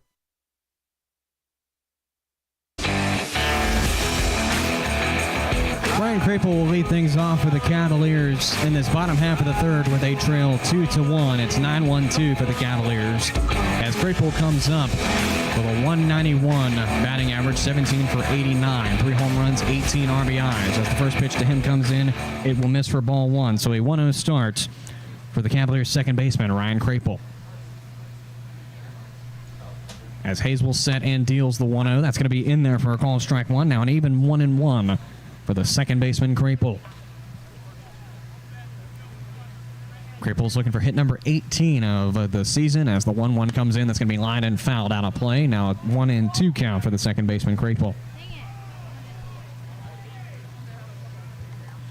Not sure if I got into it, but Jack Hayes comes into tonight's ball game with a 3.05 ERA, 20 2/3 under his belt, 19 strikeouts.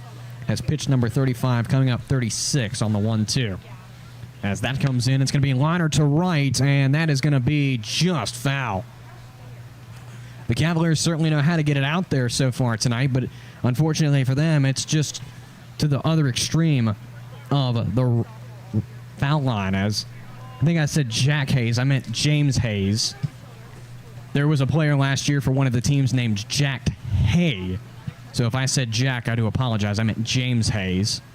I just wanted to make sure I didn't make a mistake there and call him James when it was Jack, so I just wanted to double check there to be able to give him the right name. Right. And so go ahead. I was going to say, if I kept saying Jack for probably about 5 times, I do apologize. I don't do that intentionally. It's just that's the name that's been sticking because, again, there was a player last year, and I think the year before that with Front Royal, there was another opponent named Jack Hay, if it wasn't the same kid. And so that's why I've been saying Jack if I have. So I do apologize if I did say Jack instead of James more than one time. As the pitch is swung on and missed by Crapel there for out number 1, as the top of the lineup, Blagan Pato will come up to bat for his second at-bat of the game. So Blagan Pato comes up. Again, he was originally supposed to be batting in the 6th spot. He now leads off as Ryan Story has been pulled from tonight's ball game, and Gabriel Larry will bat in the 6th for those who may have missed that announcement, as Pato will pop that one up into center. It's going to be chasing over Nunnally, and that ball is gone! A solo home run for Blagan Pato, and the Cavaliers have tied the ball game at 2-2. That was a shot by Pato right there for the Cavaliers. Great way to tie that ball game up for Pato. Ladies and gentlemen. Certainly a great way to call it. Boom goes the dynamite. Pato goes yard. Pato gets paid on the play. And it's now a 2-2 ball game between the Cavs and the Sox. So Kaz Jordan finds the first pitch to him, go through for a strike. Now 0-1 to start things off here for the right fielder, Kaz Jordan, as the Cavs now have tied the ball game at 2 runs all. As that one's going to be a cut and a miss as well, called strike 2, now 0-2. And again, how about Blagan Pato? Not exactly sure how many home runs he has on the season, as I missed his stat card. I'm not sure. I believe that at least is his first home run here at home for Pato, but I'm not sure if that might actually be his first home run in general, as that pitch is swung on and missed by Jordan, and that is 2 outs now for the Cavaliers. Number 17, John Howard, will come up to bat. So that was actually Blagan Pato's second home run, or rather, it's going to be 3rd home run of the season, as this doesn't update by the game. So that was home run number 3 of the season for Blagan Pato, and now he's going to be tied for 2nd place for the Cavalier offense. So the second pitch by Hayes is called for a strike, as it is now 0-2 on Howard. So we'll see what he's able to do here on the next pitch. Here comes the 0-2 to Howard. That's going to be low and away for ball 1. And now a 1-2 strike count coming to the third baseman, John Howard. He's looking to get things going his way as he started out on a strikeout. Here comes the 1-2, and that's going to be low and away as well. Almost the exact same placement if it wasn't the exact same placement. Now an even count at 2-2 for the third baseman, John Howard.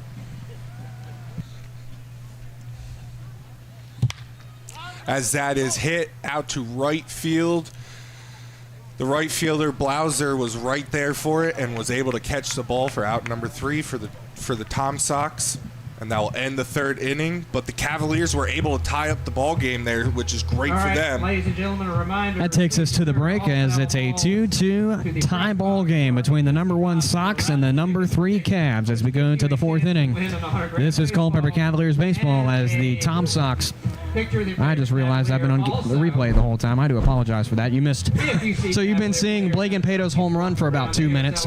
So Cos Jordan struck out and then John Howard flew out. So apologies. I thought I clicked the button to take you back, but you didn't. So I apologize for that. As the Cavaliers tie the ball game 2-2. This is Culpeper Cavaliers baseball. At Brenco Solutions, we take great pride in our excellent workmanship, competitive rates, and the ability to deliver outstanding results. We're a woman-owned Class A general contracting company with a goal to build lasting partnerships with our clients through exceptional service and outstanding quality. With a wide range of services, free estimates, and real-time updates, we strive to offer you the same vision. Call us today at 866-826-3626 to see what it means to be part of the Brenco family. CM Contracting and Consulting provides general contracting and consulting services for commercial, government, and security construction. Our jobs range from small area remodeling to new building construction. When it comes to working with clients, our golden rule takes priority. We simply want to guarantee 100% satisfaction with the work done. Contact CM Contracting and Consulting at cmcontractingconsulting.com for all of your commercial construction, security construction, modular SCIF, and disaster recovery needs. So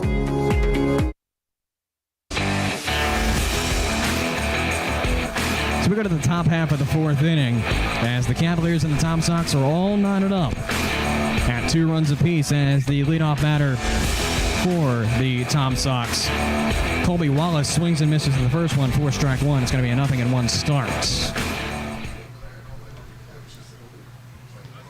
So Nate Leininger will deal the 0-1, and that one's going to be a called strike 2 on the low fastball. Now an 0-2 count to the third baseman Wallace. I think what the problem was with the replay is the mouse that I have to use to click the buttons hit the book, and I thought I clicked it, but I guess I didn't. Sometimes it doesn't respond either. So again, I do apologize that the replay stuck around for probably 2 minutes. And that's going to be a check swing called strike 3, and that's going to be out number 1 as Colby Wallace goes down on a forwards K for the first out of the inning. That brings up the first baseman, Blake Brookins.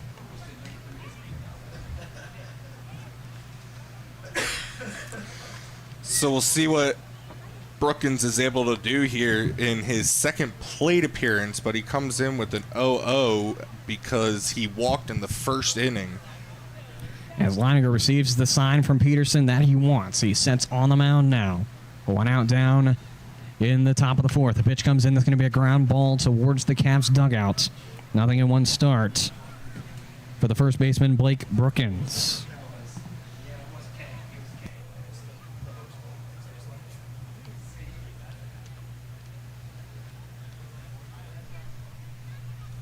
So Leininger will set and deal the 0-1. That's going to be fouled away, called ball, or excuse me, strike 2 rather. Now 0-2 for the first baseman, Brookins.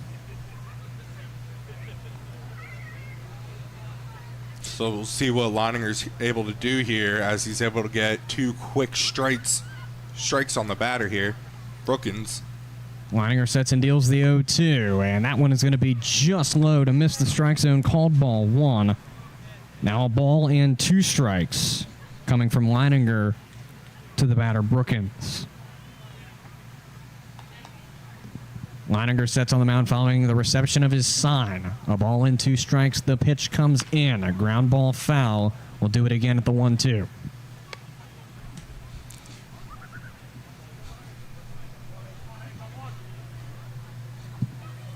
Just a friendly reminder that the Cavaliers will host the Stanton Braves here on Sunday, the 21st, here at CCHS. First pitch is set for 7 p.m. and will hit the airwaves at 6:28 for the Saber Metrics pregame show. As Leininger sets on the mound with a ball and 2 repeating count, the pitch comes in. That's outside ball 2, now a 2-2 even count. So Brookins started this at bat 0-2 and was able to work it now to a 2-2 count. So we'll see what happens with this next pitch by Leininger. Leininger with a 2-2 coming, and the pitch comes in. Close, but no bueno, as it's now a payoff coming to Brookins. So I'm not sure whether that was low or outside. That was another spot that could have gone either way there. Obviously, the umpire called it a ball, so it's now a full count. Leininger will sit on the mound with the payoff coming to Brookins. The pitch comes in, fouled away. By the way, Brookins is 3 for 8. That's a .375 average, 1 home run, 3 RBIs. It appears that he is making his first appearance against Leininger this season, as he's got a payoff part 2 coming from him. Leininger sets on the mound, and here comes payoff. Grounder foul will do it again.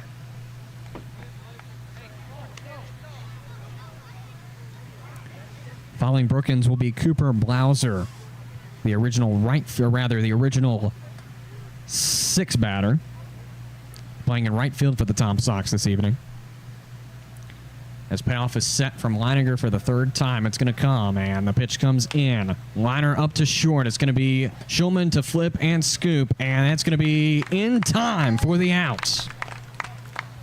So that was another bang-bang play at the bag there, because this time it wasn't the throw by Schulman. He had to sit back because that ball was bouncing very weirdly out there on the grounder to Schulman, so he had to wait so he didn't miss the ball completely. So here comes the right fielder Cooper Blauser for his 2nd plate appearance of this evening's ball game. Steps into the right-hand batter's box as Leininger readies on the mound for the first pitch of the plate appearance. And here comes the pitch. That one's close, but going to be called strike. Not quite sure if my judgment was correct there, but to me that certainly looked like it was closer to the batter than not. I wasn't looking as much as the pitch. I just noticed Leininger fall off the mound there and wanted to make sure he was okay, so I'm not sure where that was. Grounder. Grounded out to Schulman again. And there's the 3rd out as it's a 6-3 play again between Schulman and Bollinger. That's 2 straight 6-3 plays. That will retire the side. So yet another 1-2-3 defensive Cavalier inning. As we go to the bottom half of the 4th inning, we're tied at 2 between the Tom Sox and the Cavs, the 1 and 3 teams in the South Division. We'll see who comes out victorious and keeps their win streak alive. That's on the other half of this break with the bottom half of the 4th. This is Culpeper Cavaliers baseball. Path Recreation and Fitness Center offers multi-sport courts, batting cages, a fitness area, activity rooms, and more to serve all your recreation and fitness needs. Stop by 19002 Crossroad Parkway for a tour and see how the center can serve you. For more information, call 540-825-0000 or visit pathrecreationandfitnesscenter.com. Path Recreation and Fitness Center. Find your fun. Find your fit. A member of the Culpeper Wellness Foundation.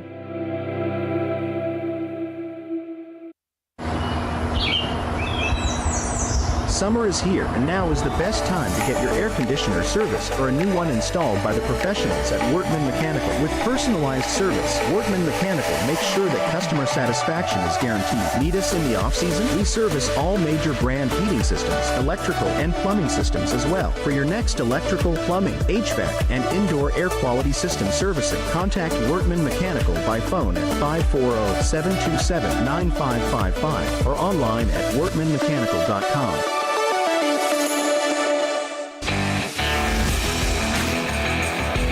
To the bottom half of the 4th we go, and the Cavaliers will call up Brock Bollinger, Bryce Demery, and Gabriel Larry as the 3 do up for the Cavaliers here in this bottom half of the 4th. It's a tie ball game at 2 runs each between the number 1 Tom Sox and the number 3 Cavaliers in South Division action. Here's Brock Bollinger coming up for his 2nd plate appearance. Andrew, I'll let you get more into how his first plate appearance turned around last time. So in his first plate appearance, he hit a ground ball to in between short and third base there, and the throw from the shortstop was offline, so he got on by an error by the shortstop as that first pitch by Hayes is called a strike. Nothing in one start here for Brock Bollinger, as that's going to be lined and foul now in 0-2. coming to Bollinger from James Hayes.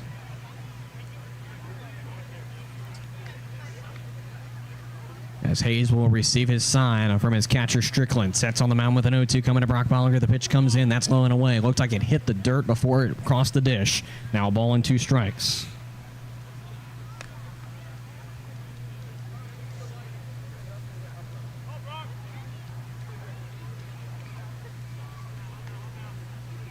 Pitch is set and dealt 1-2, and it's going to be a called strike 3 on the swing.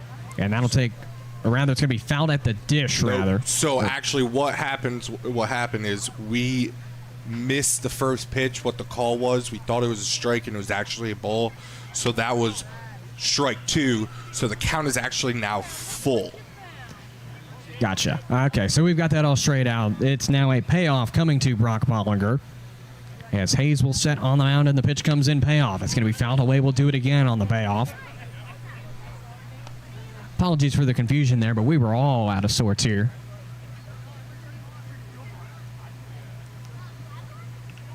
Hayes receiving a sign from the catcher Strickland. Payoff part 2 coming to Brock Bollinger. The pitch comes in. It's going to be a short grounder.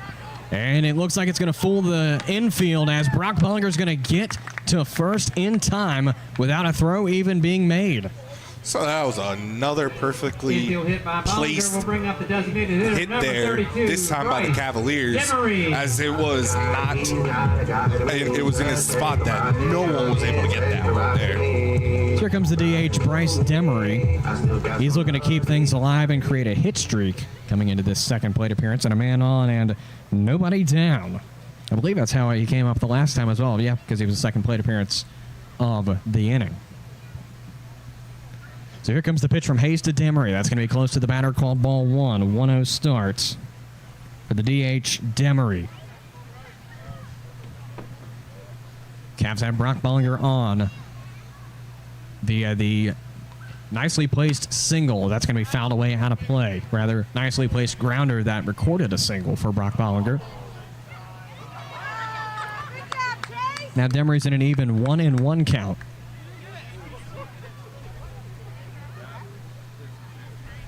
Hayes will set on the mound, an even 1-1 coming to Bryce Demery. And we'll pick off at first, but no bueno. Hayes looking to Brookings to try and get Brock Bollinger out at first. Didn't work the way he wanted to, as the 1-1 will now come into Demery. That's going to be low and away on the fastball, called ball 2. Now a 2-1 count for Demery.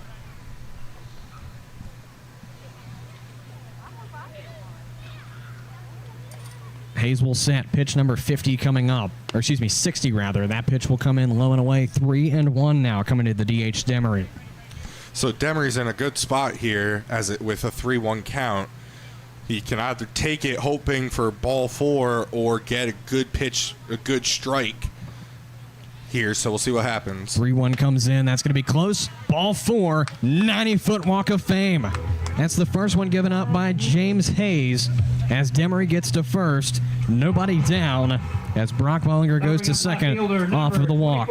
Gabriel Larry. So that will bring up number 24, Gabriel Larry, the left fielder for the Cavaliers tonight. In the second inning, he had a great at-bat where he fouled off about 5 balls and then was able to hit a liner out to left field to score Bollinger for the first run, as this is hit to shortstop off the glove, which will allow Bollinger to score again.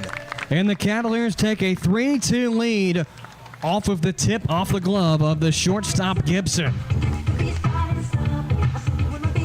So that will be a hit and an RBI for Larry there. So that brings in his second RBI on the night. So up comes Tyler Shulman, as I mark the RBI with the wrong batter there.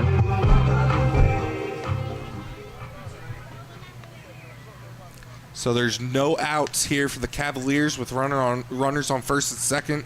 The pitch right across the plate there for called strike 1 on Tyler Shulman, the shortstop.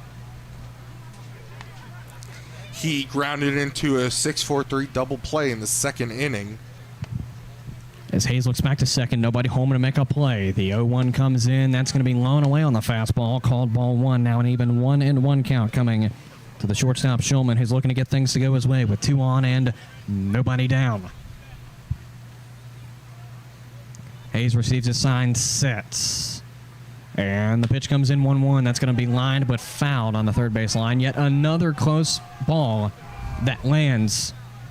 Well, let me rephrase that. A ball that lands close to the foul line and goes on the wrong side for the Cavaliers. So we'll see what Shulman's able to do here with the 1-2 count.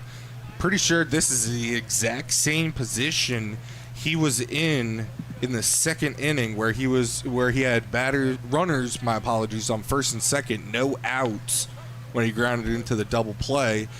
We'll see if he's able to get better luck this time in this next at-bat. A ball and 2 strikes is set from Hayes, who looks back to second and deals the pitch. That's going to be a wave and a miss for Shulman. That's going to take him back to the dugout. And that's the first out of the inning for the Cavalier offense. Again, they lead 3-2 here in this bottom half of the fourth inning as Tyler Shulman is retired off of the forwards K. That's going to bring up the catcher, Ryan Peterson. So in the second inning, Peterson grounded out to the second baseman, win for the third out. So we'll see what he's able to do here with runners on first and second. By the way, if my math holds up, by striking out Shulman, just the last batter, that's Hayes' number 24th strikeout on the season, number 5 of the night, as the first pitch to Ryan Peterson is missed for ball 1. It's a 1-0 start for the catcher, Peterson. Hayes will set with a man on first and second. Nobody there to make the play at second. The pitch comes in. It's going to be lined and fouled. And we're going to do it again in a 1-1 count now for the catcher, Peterson. Peterson's looking for hit number 12. If he can do it, it would be RBI number 7 as well. He sits in a 1-1 from James Hayes. Cavs lead 3-2. Hayes looks back to second. Nobody there to make the play. The 1-1 comes in. That will miss. Had a good enough height, but it was just in the opposing batter's box. 2 balls and a strike.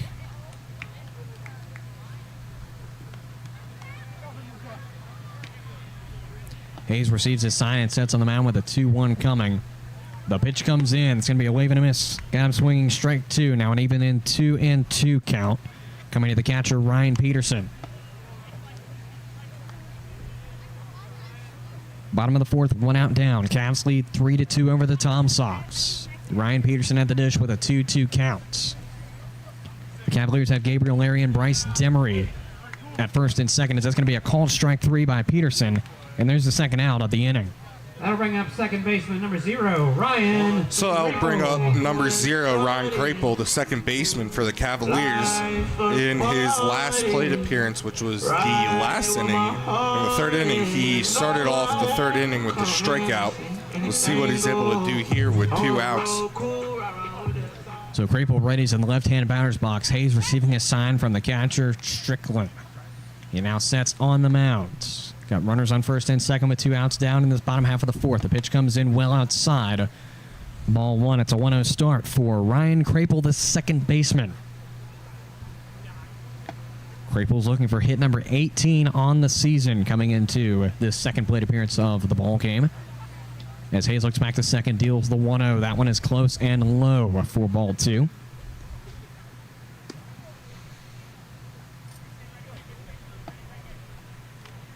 So Krapel's in a good spot here with 2 balls and no strikes on him. So we'll see if he's able to capitalize with this. Hayes staring down to receive his sign from the catcher, Strickland. Now a 2-0 count coming to Ryan Krapel as the pitch comes in. That's going to be tipped and fouled back, and Krapel now sits in a 2-1. Still up in the count.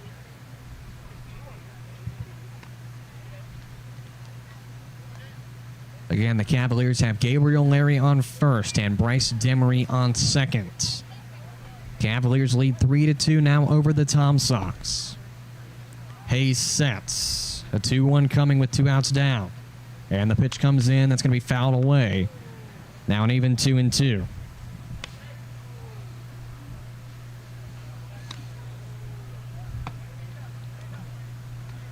Two balls, 2 strikes, 2 outs down, 2 runners on.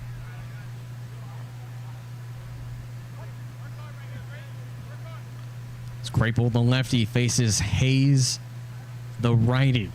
And the 2-2 comes in. That's going to be low for ball 3. And we've got a full count coming to Crapel, and that'll decide what happens with the inning. So with this next pitch, the runners will be off on the throw. So hopefully that can help the Cavaliers if Crapel's able to put the bat on ball and in play. Hayes will set with a payoff coming. This will decide the inning. The pitch comes in. Ball 4, 90-foot walk of fame, flipped bat, loaded bases. As we reround the lineup up to Blake and Pato in the leadoff spots. He's done some damage in his previous plate appearance, but we've got a mound visit from the Tom Sox, Randy Tomlin.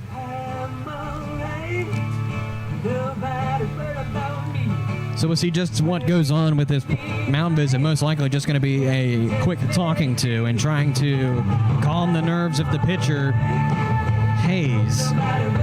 As we've got a 3-2 Cavalier lead in this bottom half of the 4th inning, as Tomlin will leave the mound with nobody following behind him. Bases are loaded with 2 outs down here in this bottom half of the 4th inning. The Cavaliers lead 3-2 with Blake and Pato now at the dish. Blake and Pato. Pato did damage in his last plate appearance in the 3rd inning. That tied the ball game, or rather, my apologies. No, that did tie the ball game. I was looking at the wrong inning. Yeah, he hit that ball to deep center field there, so we'll see what he's able to do with the bases loaded and 2 outs.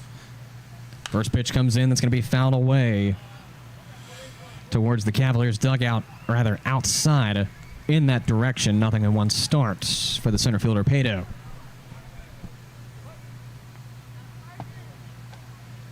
As Hayes will look while setting an 0-1.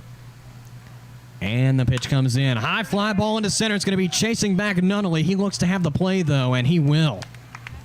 So that will end the inning off of the long ball from Blake and Pato. As unfortunately for him, it can't offer anything as they leave the bags loaded. But the Cavaliers take the lead at 3-2 before the FO8 retires the side. We went through 7 batters for the Cavalier offense. Going to lead off with Cos Jordan in the bottom half of the 5th, but we go to the top of the 5th with Cale Strickland leading off for the Tom Sox. That's on the other half of this break. This is Culpeper Cavaliers baseball.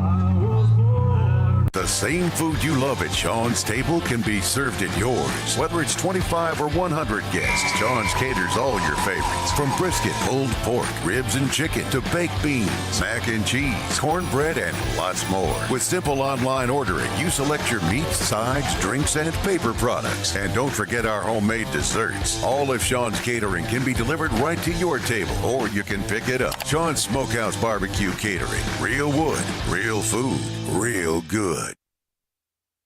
The Rotary Club of Culpeper is part of a worldwide organization of business and professional leaders that provides humanitarian service, encourages high ethical standards in all vocations, and helps build goodwill and peace in the world. The main objective of Rotary is service, in the community, in the workplace, and throughout the world. The Rotary motto is service above self. For more information about your local Rotary Club of Culpeper, visit rotaryclubofculpeper.org.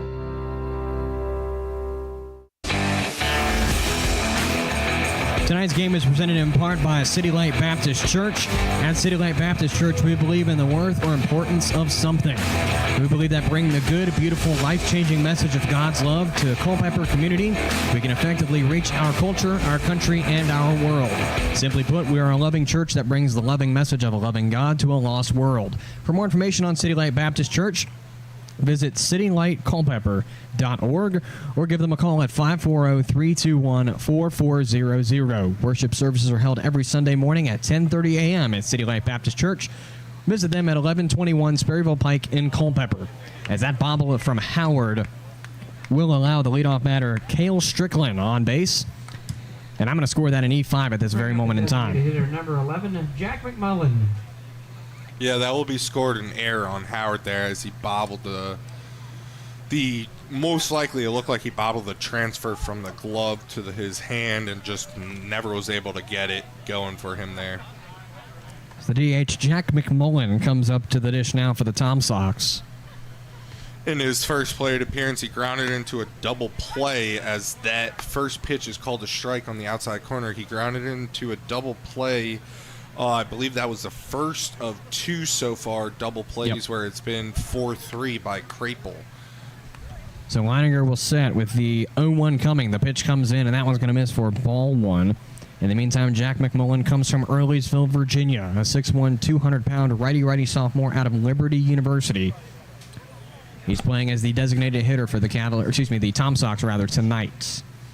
As the 1-1 comes in, that's going to be fouled and out of play. 1-2 on the count.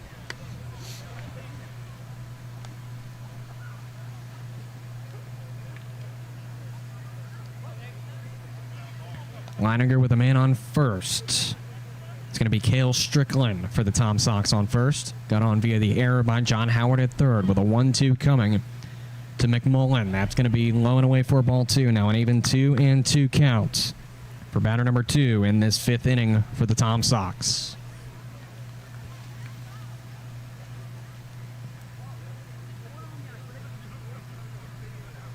Also, this is Leininger's 3rd inning of work. If he completes it, that is. He's starting his 3rd inning of work, to be more specific, as the 2-2 comes in. That's going to be a wave and a miss. Got him swinging for strike 3, and there's out number 1 of the 5th inning. 9, James Nunnally. So that'll bring up number 9, James Nunnally, the center fielder for the Tom Sox. In his first plate appearance of the game in the 2nd inning, he grounded out on a weird hit down the line to first base as that first pitch gets past Peterson, which will allow the runner Strickland to move up to second base. So a 1-0 start for the center fielder, James Nunnally, who was just added to the Tom Sox roster, or rather activated, I should say. After, I want to say 3 o'clock is when I printed my rosters off, and I got here and I saw a name on the Tom Sox lineup that wasn't on my rosters. And now we've got a pause on the field.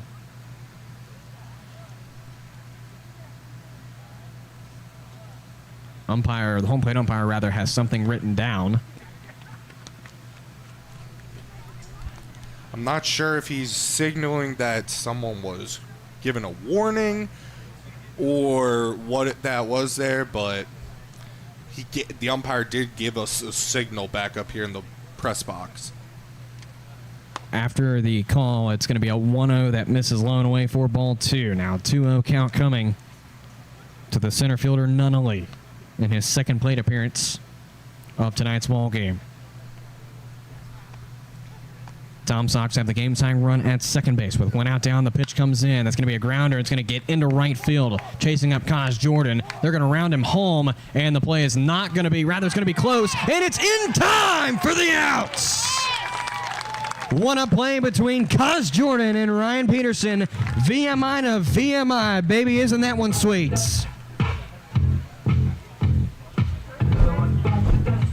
So that was a great throw by Kaz. That was a 1-hop throw to Peterson there for Peterson to be able to get the tag at the plate. So that will be marked a single, and then just the runner was thrown out at the plate by Kaz Jordan. I'm sorry. Yes, Kaz Jordan. Yep, you're right. So here comes Ethan Gibson, the shortstop, as the pickoff attempt back at first is not in time to get the runner Nunnally out. So 2 outs remain here in this top half of the 5th.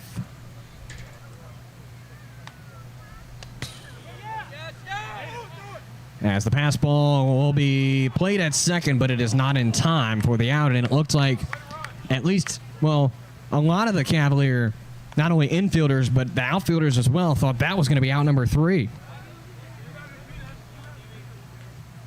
So it is going to be a stolen base for James Nunnally. Wild pitch. Or rather, wild pitch, my apologies. Pitch, as that did get past Peterson there. So a 1-0 count coming to Ethan Gibson. Pitch comes in, it's going to be tipped and fouled back. Now strike 1, 1-1, my apologies.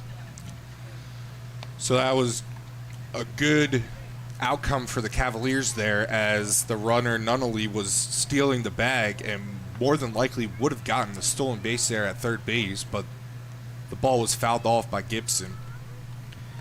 A ball and a strike now for the shortstop Gibson, who is looking for hit number 21 on the season.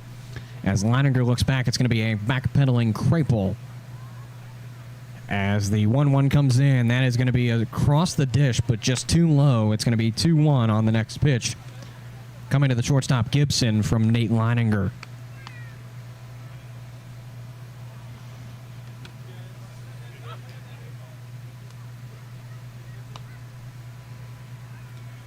Two outs down in this top half of the fifth. The Cavs lead 3-2. 2-1, my apologies. Don't know where I got payoff from. Is going to be swung on and missed for strike two. Now an even of 2-2 coming to Gibson. So this 2-2 could decide the inning.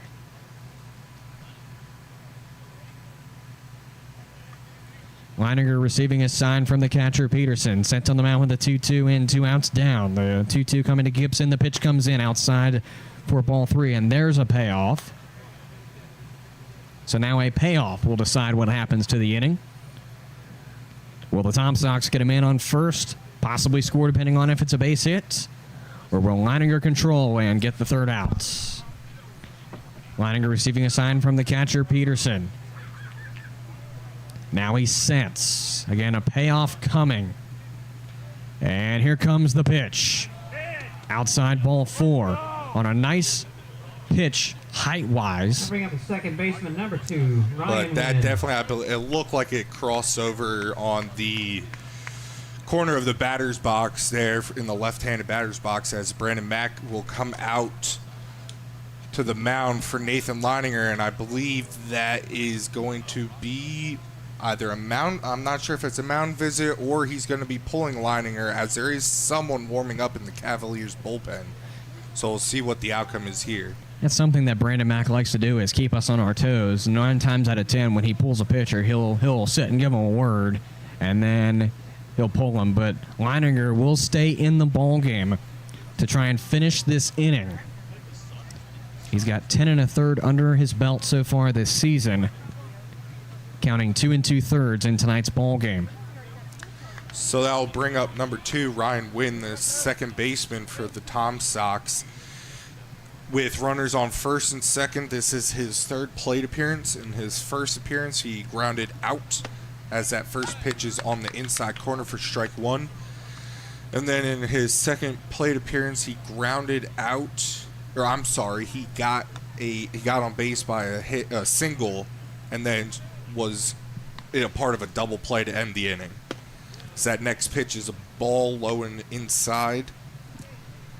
It will even the count at 1-1 on Wynn. Tom Sox have runners on first and second, being Gibson and Nunnally.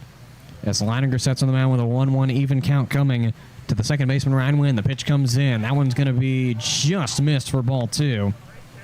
2 balls and a strike now for the second baseman, Ryan Wynn. Cavaliers lead 3-2, but have the go-ahead run standing at first base with 2 down in this top half of the fifth. Leininger looks back to second. Nobody quite there to make the play. The closest player being the shortstop, Shulman. The pitch comes in. That is going to be checked and called. Strike 2. Now an even 2-2 count coming to the second baseman, Wynn. And as earlier, the 2-2 could decide it. So we'll see what the outcome of this next pitch by Leininger is, as he is getting the sign by Peterson. Taking a little longer than usual, but he does come set now. And the 2-2 comes in. They will check and say no. I want to say even the batter Wynn thought that was strike 3, but it seems like a lot of people thought the placement was strike 3 and not that he did hold up on the check swing. Right. But I think a lot of people thought that was a strike 3 on the corner there. I personally, my first instinct was to call strike, yes, but same. I'm glad I held off. As payoff is set from Leininger, this will decide what happens. The pitch comes in. It's going to be a liner down the first base line, and it's into the outfield for a base hit. 1-run rounds and bring home 2. And it's a tie ball game. Now make it a 1-run Tom Sox lead, as the play at third is not in time. So that will be a triple by Wynn and 2 RBIs to allow the Tom Sox to take the lead here in the top half of the fifth inning. Left fielder number 35, Caden Ferraro. So I'll bring up the left fielder number 35, Caden Ferraro. We'll see if Leininger's able to end this rally with the Tom Sox here, or if the Tom Sox are able to continue this rally as the pitch is called a strike on the inside corner, 0-1. This is Ferraro's second plate appearance in the first inning. He singled and scored off the home run by Colby Wallace and then grounded into a double play to end the inning in the third inning, as that is called strike 2 on the batter. The left fielder Ferraro in an 0-2 count. Insurance run 90 feet away in the form of Ryan Wynn off of the triple. As Nate Leininger sets on the mound and the pitch comes in 0-2. That's going to ping him. And there's an HBP. That's the first hit batter of tonight's ball game between both teams. It comes off of Leininger, as Caden Ferraro will take the 90-foot walk of fame. So, rightfully so, Ferraro needs to take a second, as he was hit, I believe, right on the inside of his right knee there. So he's definitely in some pain and being checked out by the Cavaliers trainer, Henry Wolf. So it looks like we'll need to take a break here as Ferraro is being checked out. On behalf of the moment, I'd like to thank our friends at City Light Baptist Church, as they are tonight's game presenting sponsor. At City Light Baptist Church, we believe in the worth or importance of something. We believe that by bringing the good, beautiful, life-changing message of God's love to the Culpeper community, we can effectively reach our culture, our country, and our world. Simply put, we're a loving church that brings the loving message of a loving God to a lost world. For more information on City Light Baptist Church, visit them online at citylightculpeper.org or give them a call at 540-321-4400. Worship services are held every Sunday morning at 10:30 a.m. at City Light Baptist Church. Visit them at 1121 Sperryville Pike in Culpeper. That's grounded foul down the third baseline. For strike 1 for now the third baseman, Colby Wallace. So Colby Wallace comes into this third plate appearance hitting 1 for 2. He did, as I stated, he hit the home run in the first inning, the 2-run home run to start the game off for the Tom Sox, and then he struck out swinging in his last plate appearance, last inning, to start off the fourth inning. Cavaliers are struggling to put this last out away as they got the first 2 down rather quickly. They've now allowed 2 runs to score and a Tom Sox lead to take place. It's going to be grounded foul at the dish now, 0-2. For the third baseman, Colby Wallace. Wallace homered in the first inning and then struck out in the previous fourth inning.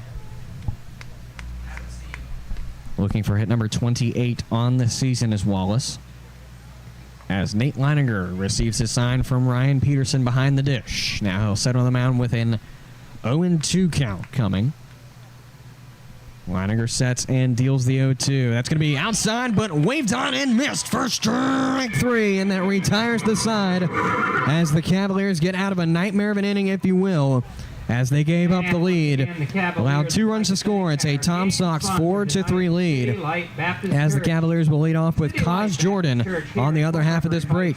This is Culpeper Cavaliers baseball. Sunday at our 10:30 work. Sports, bone, spine, and joint injuries can damage everything from your game to your independence and daily life. At UVA Orthopedics of Culpeper Medical Center, we're committed to caring for your health and wellness needs from the time you walk in the door until the time you walk out. From joint replacements to finger implants, we perform some of the most difficult surgeries in the state. You can come to UVA Health and trust you'll receive the most up-to-date procedures from highly skilled and caring orthopedic specialists. Visit us at 541 Sunset Lane in Culpeper or online at uvahealth.com. Founded in 1972, Jefferson Home Builders has built over 2,500 homes, everything from cozy additions to showplaces. We center our work on quality, affordability, and reliability. Choose Jefferson Home Builders for your next project by visiting them online at jeffersonhomebuilders.com or by calling 540-812-9080. Jefferson Home Builders, filled with certainty. Since 2004, All Install, your local Generac backup generator dealer, has provided Central Virginia with backup generators and parts at a reasonable price. We offer free, in-home estimates, as well as service for all our customers' generator needs. Install or service your Generac generator with the help of All Install today. Visit allinstallva.com or call 540-923-4592. All Install, dependable in your time of need. So the Tom Sox will go with a new pitcher to start this bottom half of the fifth. On defense for them as James Hayes is retired. And in his place is Henrico, Virginia native, a 6'3", 225-pound right-handed pitcher, a sophomore out of Virginia Tech, number 25, Garrett Mason. And here is James Hayes' final stats of tonight's ball game. So Hayes ended this game pitching 4 innings, faced 19 batters, gave up 3 runs, 2 of them earned, 5 hits, 2 walks, and had 6 strikeouts on the night. So we'll see what Mason is able to do on this first pitch, as it is low and most likely it looked like it was in the dirt on Kaz Jordan. This is his second plate appearance. He struck out both times, so we'll see if he's able to get any statistical action here. This next pitch is inside. The count is now 2-0 on the batter, Kaz Jordan. So the new pitcher, Mason, sets. And that's going to be grounded to third. The flip to first is going to be in time for the 5-3 play to retire Kaz Jordan. So there's out number 1 as the third baseman, John Howard, comes up to the dish now for the Cavaliers. So the third baseman, Howard, comes into this plate appearance 0 for 2. He struck out in the first inning and then flew out to the right fielder in the third inning to end the third inning as well as he did in the first. So we'll see what he's able to do here in his third plate appearance as Mason sets and delivers the pitch. Swung on and missed by Howard. So the count is now 0-1. So Howard starts down 0 for 1. The third baseman looking for his first bit of action to go his way in this third plate appearance of tonight's ball game. As the pitch comes in from Mason, that one's going to be fouled away now. 0-2 on John Howard. Looking for hit number 31 on the season. He has a .270 average, going 30 for 111. Coming into tonight's ball game. 6 home runs, 20 RBIs. He leads both the home run and the RBI column for the Cavs. As that one comes in, that's strike 3, and it looked like Howard knew it before the call was even made. And there's out number 2. Now batting is the first baseman, number 25. So that will bring up number Brock 25, the Bollinger. first baseman for tonight's game, Brock Bollinger. He has reached base both times. Granted, the first time he got on base via an error by this shortstop, and in the last inning he singled and scored. So he did actually score both times he's gotten on base. So we'll see what he's able to do here in his third plate appearance. Mason sets and deals the first pitch. That's going to be grounded into the pitcher, and that looks to do it for this fifth inning for the Cavaliers. A 1-2-3 as Brock Bollinger goes down on a 0-1. We take a sideline here on the Culpeper Cavaliers Baseball Network. Again, Bollinger going down on a 0-1. A 1-2-3 offensive inning for the Cavaliers. They trail 4-3 as we go into the sixth inning. As the Tom Sox go into the sixth inning, leading off with Blake Brookins. That's in the other half of this break. This is Culpeper Cavaliers Baseball. Our location at Bragg's Corner Properties lends itself to a superior visibility at the Route 29 bypass interchange. Bragg's Corner is ready to help make your business transition into this ever-expanding commercial area. Enjoy the freedom to start, grow, or expand your business today. For questions or to open your lease, visit Bragg's Corner Properties online at braggscorner.com. That's BRAGGS corner.com. Bragg's Corner Properties, where business meets success.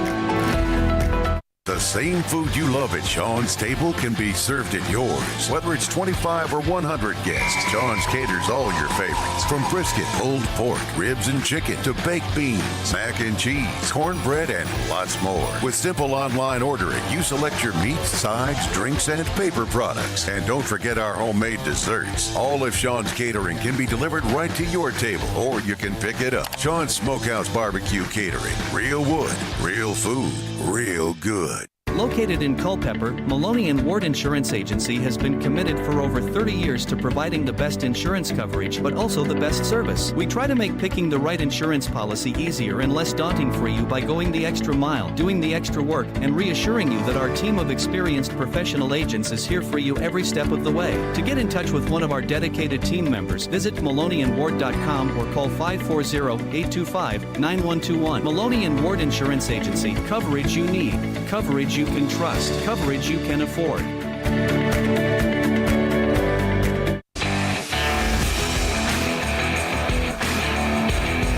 So after 3 innings of work, Nate Leininger is going to be retired. And in his place is going to be Haymarket, Virginia native, a 5'9", 170-pound lefty junior out of Randolph-Macon College, number 27, Connor McCauley. And he will face Blake Brookins to lead things off for this top half of the 6th inning, where the Tom Sox lead 4-3 after the Cavaliers led 3-2 going from the 4th inning. As the first pitch is going to be lined up in the direction of third to left. Gabriel Larry looking to make the play. He has it for out number 1. So with this little pause here in between batters, I'll be able to get in the stats for Leininger. He pitched 3 innings, faced 13 batters, gave up 2 runs, none of them earned, 3 hits, 1 walk, 1 hit batter, and 3 strikeouts. Here's the right fielder, Cooper Blauser, as the first pitch to him is a called strike. 0-1 to start things off here for the right fielder, who's looking for his first bit of action to go his way this evening. Connor McCauley being called up to the mound as the 0-1 comes in. That one's in the opposing batter's box, called Paul 1, even 1-1 count now. So Blauser flew out to right field in the first inning and grounded out to shortstop in the 4th inning. So he sits at 0-2 on the evening as that next pitch is called for strike 2 on the corner. That was a great slider there to just get in on the outside. I personally would have called curveball, but I'm not as experienced with knowing what pitches are, so we'll go with that with a 1-2 count. Its pitch comes in on the fastball this time. Now it's going to be low away for ball 2. Now a 2-2 even count. As Connor McCauley comes into tonight's ball game on a 4.42 ERA, 18 1/3 innings under his belt, and 14 strikeouts. That 4.42 ERA is just missed of the top 4 for the Cavaliers point streak list. That's going to be lined out to left, and it's going to drop to the right of Gabriel Larry. He makes a jumping grab. The play at second is going to be in time. What a throw from Gabriel Larry as he gets the area under the ball to get the runner out at second. That was a great throw there by Larry.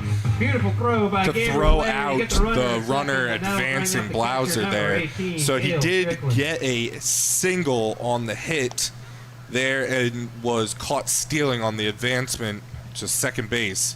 So that brings up the catcher Strickland. The first pitch is outside for a ball.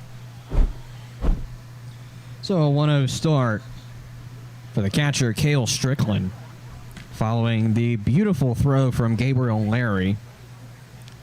As the 1-0 comes in, that one's in there for a called strike. Now an even 1-1 count for the catcher, Strickland. This is his second plate appearance, and his first plate appearance, he walked and then got on via an error by the third baseman, John Howard, as his next pitch is a ball low and away, so the count is now 2-1 on Strickland. Correction to that, that's his third plate appearance. His first was the error, and the second, or excuse me, his second was the error. The first was the walk, as strike 2 comes in, 2-2 counts. That is correct. I did mean plate appearance, twisted up my words there, so thank you for catching me. Usually it's the other way around. I was going to say, 99.9% of the time, it's the other way around, but I'll gloat a little bit and say that I got the glory this time of correcting you. I'll let you take it there, as that this pitch is going to be a payoff pitch by McCauley. as it is swung on and missed for out number 3 for the Cavaliers. So that will end the inning in great fashion there by McCauley as he makes quick work on the Tom Sox lineup as they'll bring up the Cavaliers in the bottom half of this 6th inning, down 4-3. The 1-2-3 inning retires the side as we take a sideline here on the Culpeper Cavaliers Baseball Network. Still a 4-3 Tom Sox lead as we go into the break. Cavaliers look to lead off with Bryce Demery, the designated hitter, on the other half of this break. This is Culpeper Cavaliers Baseball. K&M Lawn, Garden and Arborist Supplies is your home for the perfect outdoor power equipment, mowers, compact tractors, and arborist supplies. We carry many of the major outdoor equipment brands, and we're the largest arborist supply store around. Why choose anyone else when we've been voted best lawn and garden store in the best of Culpeper for 10 years running? Whatever you need, call us at 540-825-8371 or stop in our newer, larger location at 16299 Allied Way in Culpeper. K&M Lawn, Garden and Arborist Supplies. From grass to trees, we aim to please. Sports, bone, spine, and joint injuries can damage everything from your game to your independence and daily life. At UVA Orthopedics of Culpeper Medical Center, we're committed to caring for your health and wellness needs from the time you walk in the door until the time you walk out. From joint replacements to finger implants, we perform some of the most difficult surgeries in the state. You can come to UVA Health and trust you'll receive the most up-to-date procedures from highly skilled and caring orthopedic specialists. Visit us at 541 Sunset Lane in Culpeper or online at uvahealth.com. You're tuned into Culpeper Cavaliers Baseball on the Culpeper Cavaliers Baseball Network. To the bottom of the 6th we go. It's a 4-3 Cavalier deficit as the Tom Sox will go to defense now. And in the meantime, we've got a switch in left field. We're trying to figure out exactly who it is. But in the meantime, it's Bryce Demery, 2 up for the Cavaliers to lead things off. He finds ball 1 to go by.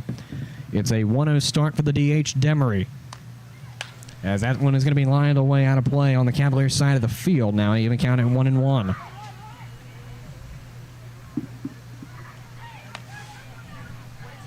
So again, we're still trying to figure out who's in left field. There was a switch from Caden Ferraro, it appears, as that's going to be fouled away almost in the exact same place. 1-2 now is the count. So Ferraro was the one that got hit on the knee there, I believe, a couple innings ago, where he was hit by a pitch. He did go out after that at top half of the inning and did go for a full as that pitch hits Demery. I'm not sure if that hit him in the face or in the shoulder there, but it definitely was high up towards his face.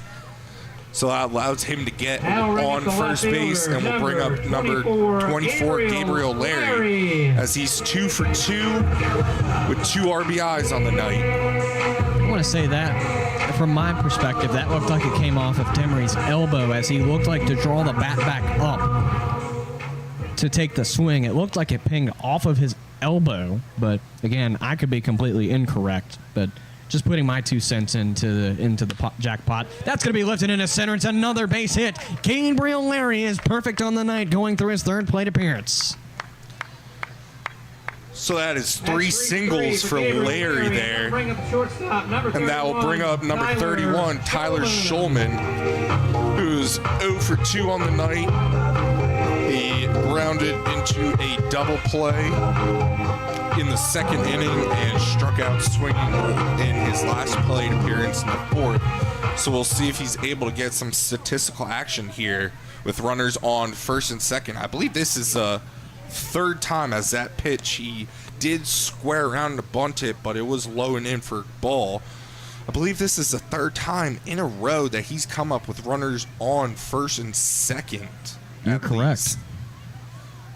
I believe the same 2 runners have been on 1st and 2nd, as that next pitch is in the same spot almost for a ball as well, and Schulman is trying to bunt, so we'll see if he's able to put the ball down in play and get the runners to advance into scoring position. As I would say, he did square around for that bunt again, and it was low as well. As he squares again, and he gets the bunt to go, but it won't go fair, as we'll do it again with a 2-1 on the next pitch coming to Tyler Shulman. He's looking to fool those infielders.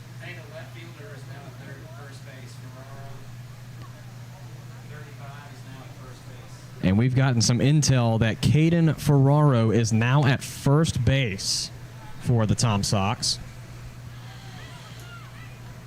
So still trying to figure out who is at left field for Charlottesville. So it looked like he had a 20 on there, but it's still hard to tell here this far out, as Shulman's next bunt attempt is bunted in the same spot, foul. So that will even the count at 2-2. So more than likely Shulman will be swinging, as if he does try and bunt here and bunts it foul, he will be called out on a strikeout. So we'll see what he does here with 2-2.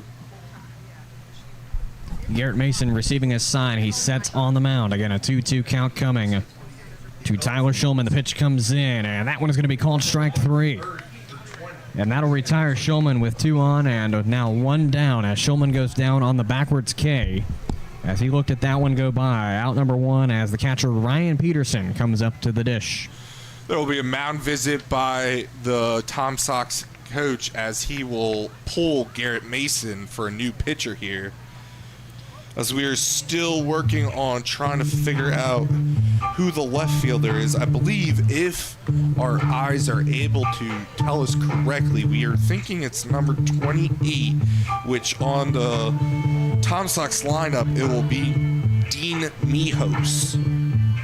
I don't believe he's on. He is listed on our sheet here. He is listed as number 36 on our sheet here, but on the lineup, he is number 28. So at this point in time, we will go with, I believe it will be Ferraro switch to first base, and then more than likely this means Mijos will go in place of the original first baseman, number 50, Blake Brookins, and then move out to left field. That is what we are going with as of now. We are still not fully sure, and we more than likely won't be sure until the batter comes up, so our eyesights are a little better, as he is all the way out there for us to be able to tell. Right. In the meantime, we'll take a brief pause, as the new pitcher will be finishing his warm-ups in just a couple of moments. Take a quick break and hear from our friends at City Lake Baptist Church, tonight's game presenting sponsor. This is Culpeper Cavaliers Baseball. At City Light Baptist Church, we are a community of people God has chosen and preserved for himself, who love, follow, learn from, and worship God together. We are a loving church that brings the loving message of a loving God to a lost world. Visit us online at citylightculpeper.org or give us a call at 540-321-4400. Worship services are held every Sunday morning at 10:30 a.m. at City Light Baptist Church. Worship with us at 1121 Sperryville Pike in Culpeper. Introducing the new Sean Smokehouse Barbecue app. Ordering your favorite mouth-watering smoked meats and homemade sides has never been easier. Satisfy your cravings and earn rewards with every bite. With the help of our loyalty program, catering for your next event is a breeze.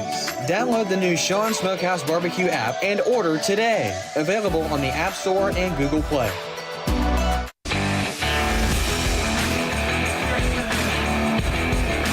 So Garrett Mason is retired, and in his place is going to be Miami, Florida native, 6'1", 225-pound left-handed pitcher, a sophomore out of the University of Florida, number 43, Frank Menendez, who pitches ball 1 to Ryan Peterson as his first batter faced. So Garrett Mason's stats are: he pitched 1 1/3 innings, faced 6 batters, gave up 1 hit, hit 1 batter, struck out 2, as that next pitch is low in the dirt for ball 2. He is also still responsible for the 2 runners on for the Cavaliers, which are Bryce Demery at second base and Gabriel Larry on first base here for number 48, Ryan Peterson. And as we stated earlier, Peterson has warmed up a lot in the second half of the season. We'll see if he can get warm in this ball game. As ball 2 comes in, it's a 2-0. My apologies, ball 3 that was. 3-0 coming to Ryan Peterson.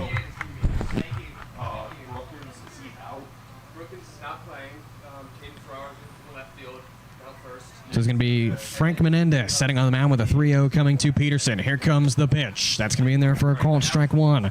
3 balls and a strike now coming to the catcher, Peterson. Again, Frank Menendez checking into the game after Garrett Mason was pulled after an inning in the 3rd. And there's strike 2 for Peterson. He looked for ball 4 there. And he's going to say a few words to the home plate umpire on what he thought about that pitch. But payoff is coming to Ryan Peterson. So it has been confirmed what we thought about all that change as that pitch is swung on and missed by Ryan Peterson for out number 2. Now bring up number 0, Ryan Crapel. But as I was saying, Dean Mijos did go into left field, and Ferraro did move into to first base, and Blake Brookins is out of the game. So that has been confirmed. Congratulations on guessing all of that correctly there. I mean, we knew who was at first. It was a team effort. Right. We knew who was at first, but we couldn't tell who came into left field as ball 1 comes to Crapel. It's a 1-0 start for the second baseman. Crapel coming into his 3rd plate appearance is 0 for 1 with a strikeout and a walk. So we'll see what he's able to do here. 1-0 comes in close to the batter. Ball 2 is the call. 2-0 is the count coming to Crapel from Menendez. The Cavaliers have runners on first and second, being Gabriel Leary and Bryce Demery. It seems like they've been out there for about an hour now, as it's been a while since they first went out there, almost. I think the pitching change certainly helped that factor in. As Menendez sets with a 2-0, the pitch comes in, and that one is going to be low and away as well. Ball 3, 3-0 count.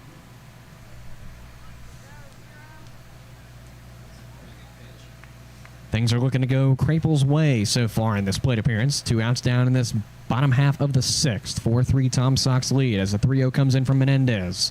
And that one's going to be missed. Ball 4, and it's loaded bases as Crapel takes the 90-foot walk of fame as we bring around the lineup to Blagan Pato. So this is a very similar spot for Blagan Pato, as he was in this same spot in the 4th inning. It played out the almost same way as it did this inning that it did in the 4th inning, with the bases loaded off of a walk by Ryan Crapel. So this will be his 4th plate appearance. He's 1 for 3 with a ground out to the pitcher, a home run, and a fly out to center field. We'll see if he's able to capitalize with runners in scoring position, if he's able to put the Cavaliers in the lead here. A double will be good enough to take the lead. A single will tie the ball game. The pitch comes in through the heart of the strike zone. Called strike 1, looking 0-1 to start for Blagan Pato, as Pato looks to get back into the hit column in any way. A base hit will tie the game. Anything of more value than a base hit will give the Cavaliers the lead back. As Menendez deals the 0-1, that's a swing and a miss for strike 2, and Pato now faces an 0-2 early on in this 4th plate appearance. So we'll see what Pato's able to do here with this next pitch by Menendez. If Menendez is able to strike him out as the pitch is hit, it looks to make it out of play. It just stayed in the stadium. However, it did bounce over the fence out of play, which will keep the count at 0-2 on Pato. If that only had gone over one of the outfield walls in fair territory, that would have helped the Cavaliers out tremendously. As we sit in an 0-2 coming to Blagan Pato. Tom Sox lead 4-3 over the Cavaliers, but the Cavaliers have loaded bases and 2 down. As Menendez is receiving a sign from the catcher, Strickland. Sets on the mound, 0-2 comes in. Waving a miss, got him swinging for strike 3. And that will retire the side as the Cavaliers go down again for 2 innings now. Not in a row, but still 2 innings where loaded bases have been stranded. And that will do it for the 6th inning. 4-3 Tom Sox lead as we go into the top half of the 7th inning. This is Culpeper Cavaliers baseball.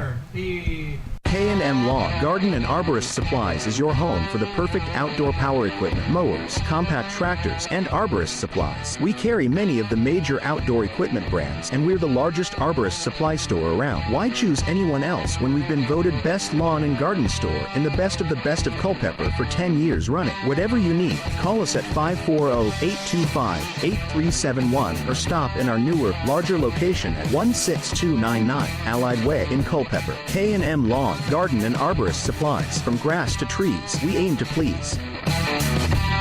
CM Contracting and Consulting provides general contracting and consulting services for commercial, government, and security construction. Our jobs range from small area remodeling to new building construction. When it comes to working with clients, our golden rule takes priority. We simply want to guarantee 100% satisfaction with the work done. Contact CM Contracting and Consulting at cmcontractingconsulting.com for all of your commercial construction, security construction, modular SCIF, and disaster recovery needs.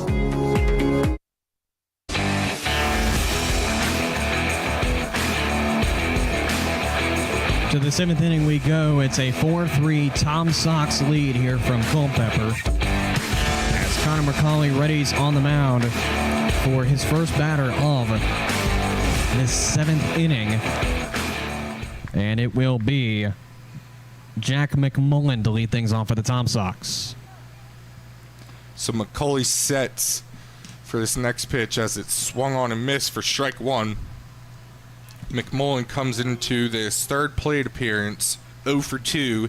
He grounded out into a double play in the 2nd inning and then struck out swing as McCauley's next pitch is there on the outside corner for strike 2, making the count now 1-2 for McCauley.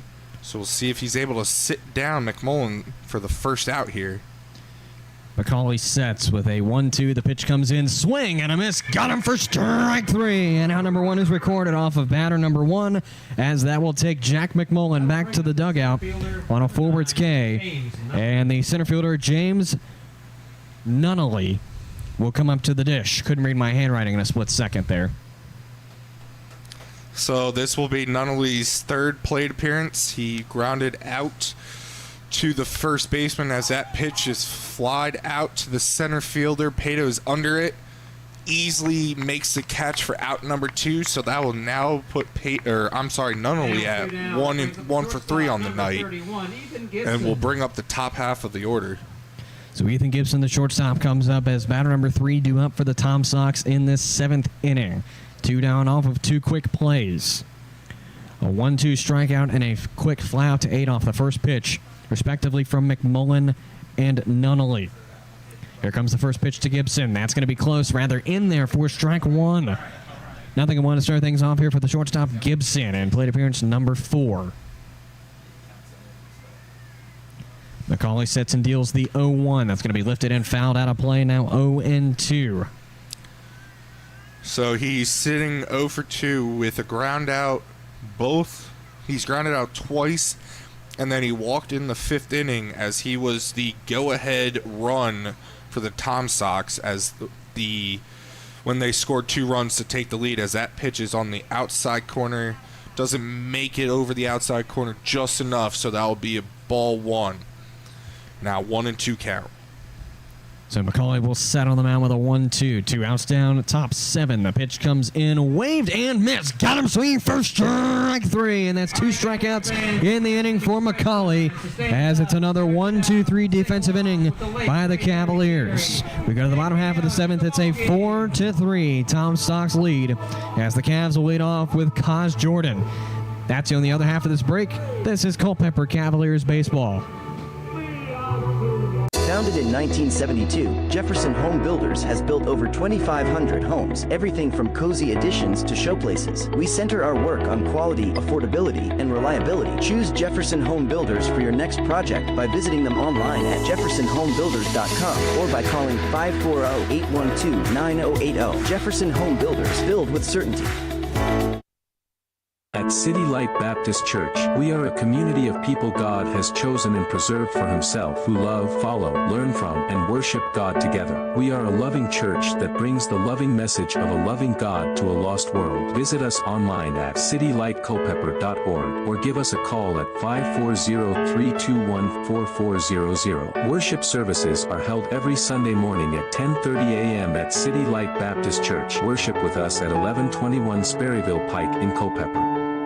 Introducing the new Sean Smokehouse Barbecue app. Ordering your favorite mouth-watering smoked meats and homemade sides has never been easier. Satisfy your cravings and earn rewards with every bite. With the help of our loyalty program, catering for your next event is a breeze.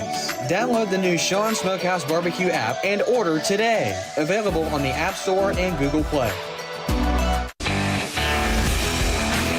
Bottom half of the seventh coming up following the seventh inning stretch from the one and only Harry Carey, as Kazuya Jordan, the right fielder, will lead things off for the Cavalier offense. As Menendez deals the first pitch, that's going to be in there for a called strike one. It's going to be 0-1 to start things off for the right fielder Jordan, and plate appearance number 4 on the evening. Menendez sets in, deals the 0-1. That's going to be a swing and a miss from Jordan. Now 0-2 is the count.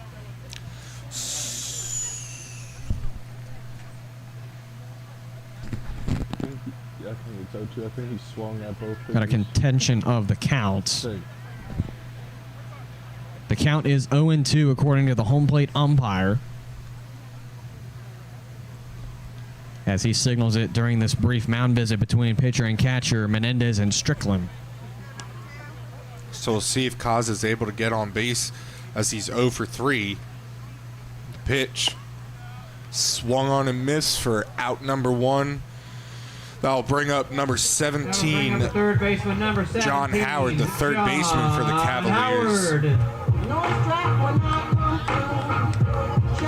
He also comes into this fourth plate appearance on the night, sitting 0 for 3 with 2 strikeouts and a flyout. So he's looking to break out of this little game slump right now, as the first pitch is swung on and grounded to the shortstop Gibson, and the throw is in time to Ferraro for out number 2 in this bottom half of the 7th inning. And that will bring up number 25, Brock Bollinger. So unbeknownst to a lot of people before the game, Bollinger, usually a catcher, is actually playing at first base here this evening. Yeah, that was unbeknownst to me as well when I came and looked at the lineup, getting ready to put the lineup into Point Streak, and I saw Bollinger was at first base. I was like, wait, is that a mistake, or is he actually playing there at first base for tonight's game, as that first pitch is called a strike?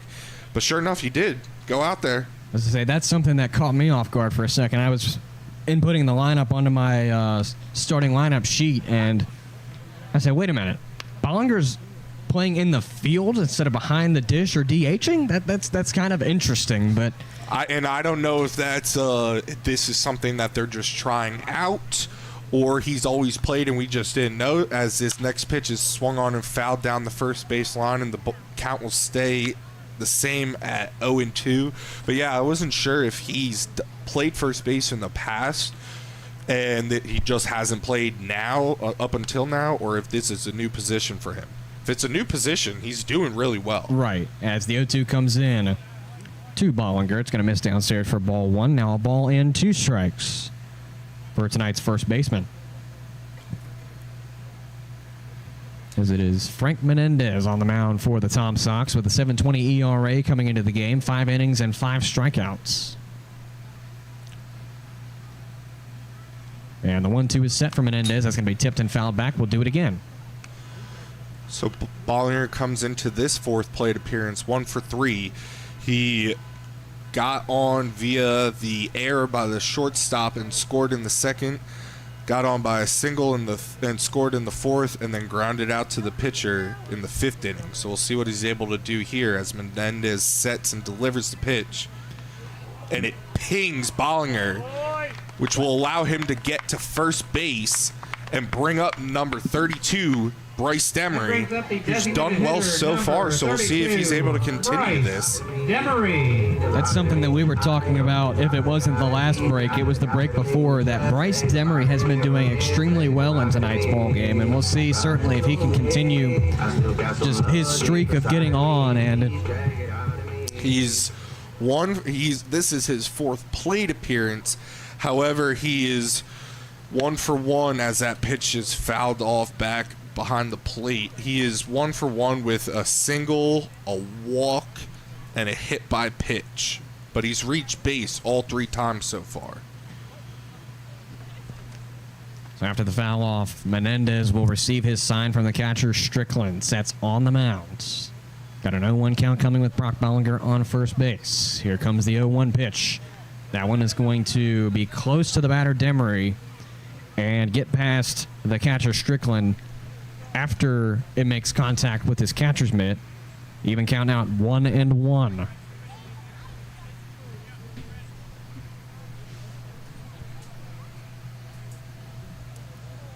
Menendez sets on the mound. The even count of 1-1 with Bollinger on first. And the pitch comes in.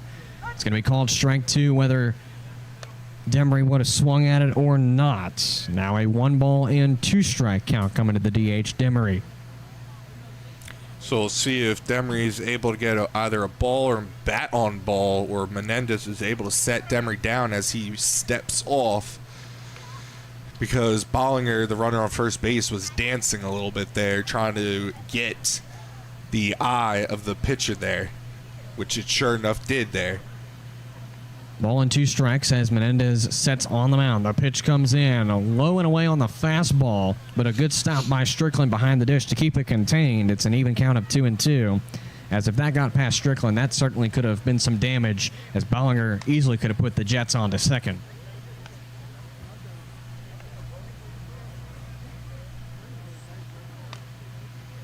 Just past 9:04 local time here in Culpeper on this Thursday, July 18th evening. A beautiful evening for baseball, as we have gotten some hot, humid, and muggy weather recently, and with the day's temperatures approaching 85 and cooling down since about 2 p.m., it's been a beautiful day, regardless of whatever you do, but certainly a beautiful day for baseball. As that pitch is a ball, which will bring the count full. So payoff pitch for the Cavaliers, and Bollinger will be off on this. As that is swung on and that shot. Ball is gone.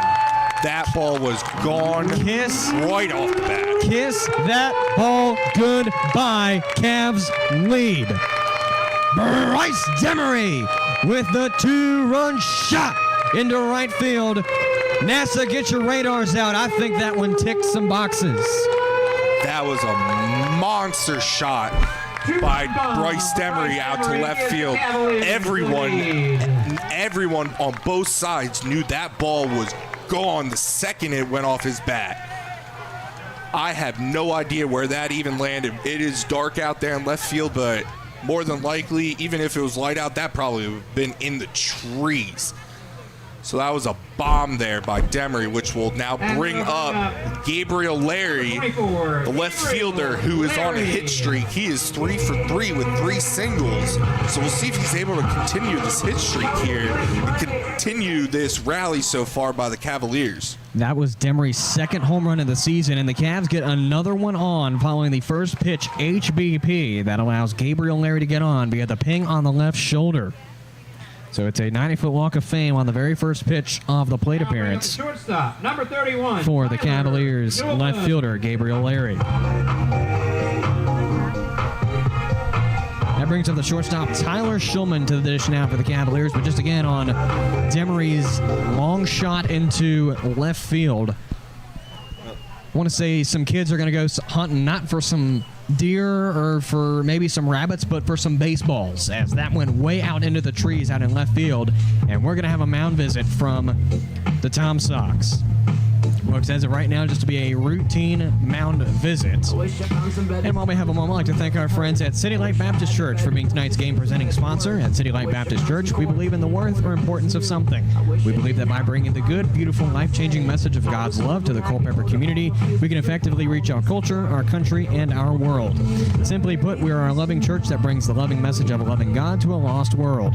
For more information on City Light Baptist Church, visit them online at citylightculpeper.org or give them a call at 540-321-4400. Worship services are held every Sunday morning at 10:30 a.m. at City Light Baptist Church.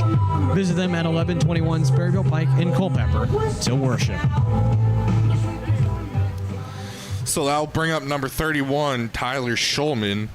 He is 0 for 3 on the night as the first pitch is in there for strike one. He comes into this fourth plate appearance with a double play ground out and 2 strikeouts. So we'll see if he is able to get some statistical action here. So 0-1 comes in, and it will be low and away for ball one, even of 1-1 now for the shortstop, Tyler Shulman.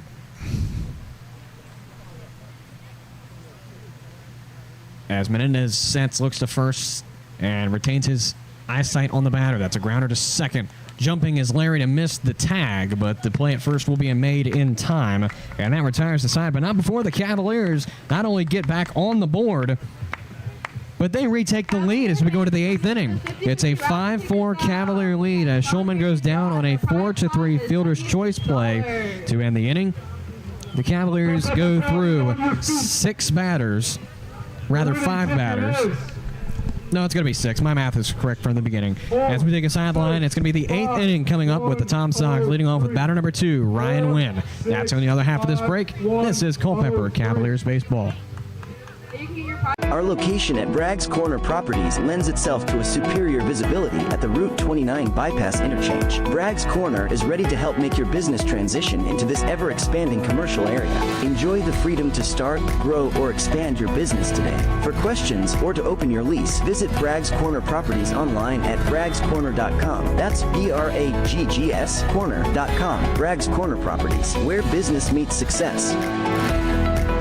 Culpeper Battlefield Tours, LLC is a proud sponsor of the Culpeper Cavaliers. Culpeper Battlefield Tours launched in 2022 to provide tours of Culpeper's historic battlefields and sites. Tours of 2 or 3 hours can be customized of Brandy Station Battlefield, Buford's Knoll, Fleetwood Hill, St. James Church, Stevensburg, and the Winter Encampment, or contact Culpeper Battlefield Tours for a specialty tour. To contact them, learn about upcoming events and more, call 540-632-4500 or visit culpeperbattlefieldtours.com.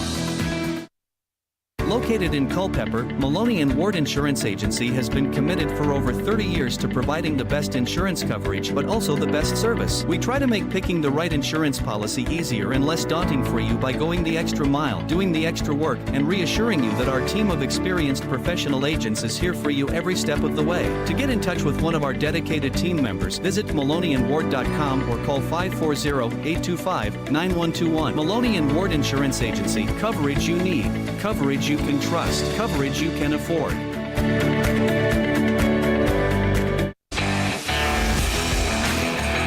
So as we go into the 8th inning of work between the Tom Sox and the Cavaliers, a 5-4 Cavalier lead.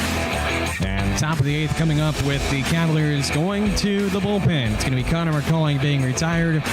And in his place is going to be Milton, Georgia native, 6'1", 205-pound right-handed pitcher, a junior out of Mercer University, number 50, Benji Tucker.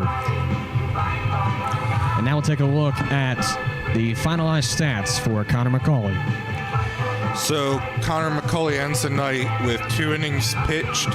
He faced 6 batters, gave up no runs on 1 hit with 3 strikeouts, and currently, I believe, is in line for the win here if the Cavaliers are able to hold off with the score at 5-4 in these next 2 innings. So we'll see what happens with Benji Tucker now on the mound for the Cavaliers. First pitch from Tucker is low and away for ball 1. It's a 1-0 start for the man out of Milton. So Wynn comes into this 4th plate appearance hitting 2 for 3 with a ground out, single, and a triple. on the night, as this next pitch is fouled back and evens the count out at 1-1. Wynn was the batter who came in the 5th inning with, I believe it was 2 runners on, and cleared the bases on a ground ball, a hard hit ground ball down the line that just trickled all the way down the right field to the right field fence, as that next pitch is in there for strike 2, and the count is now 1-2 on the batter. Tucker facing Wynn for the first time here tonight as the pitch comes in. That's going to be fouled back. We'll do it again on the 1-2 between Wynn and Tucker. Due up for the Tom Sox in this 8th inning is Wynn, Ferraro, and Colby Wallace, as they now trail 5-4 to the Cavaliers. Tucker receives a sign from Peterson behind the dish. He will sit on the mound with a 1-2, part 2 coming, as the pitch will come into Wynn, and that one is going to miss for ball 2. An even count now at 2-2 for the second baseman, Wynn. Tucker sets.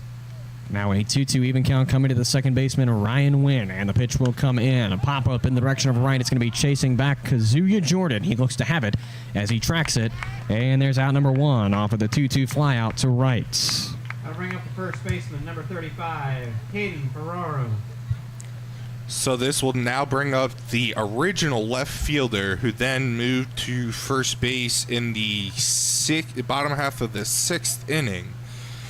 Caden Ferraro, he comes into this 4th plate appearance hitting 1 for 2 with a single, a ground out. He grounded out into a double play and then was hit by a pitch in his last plate appearance. He did get hit in the knee, and that's who we originally thought was taken out of the game, until we noticed that he just moved to first base.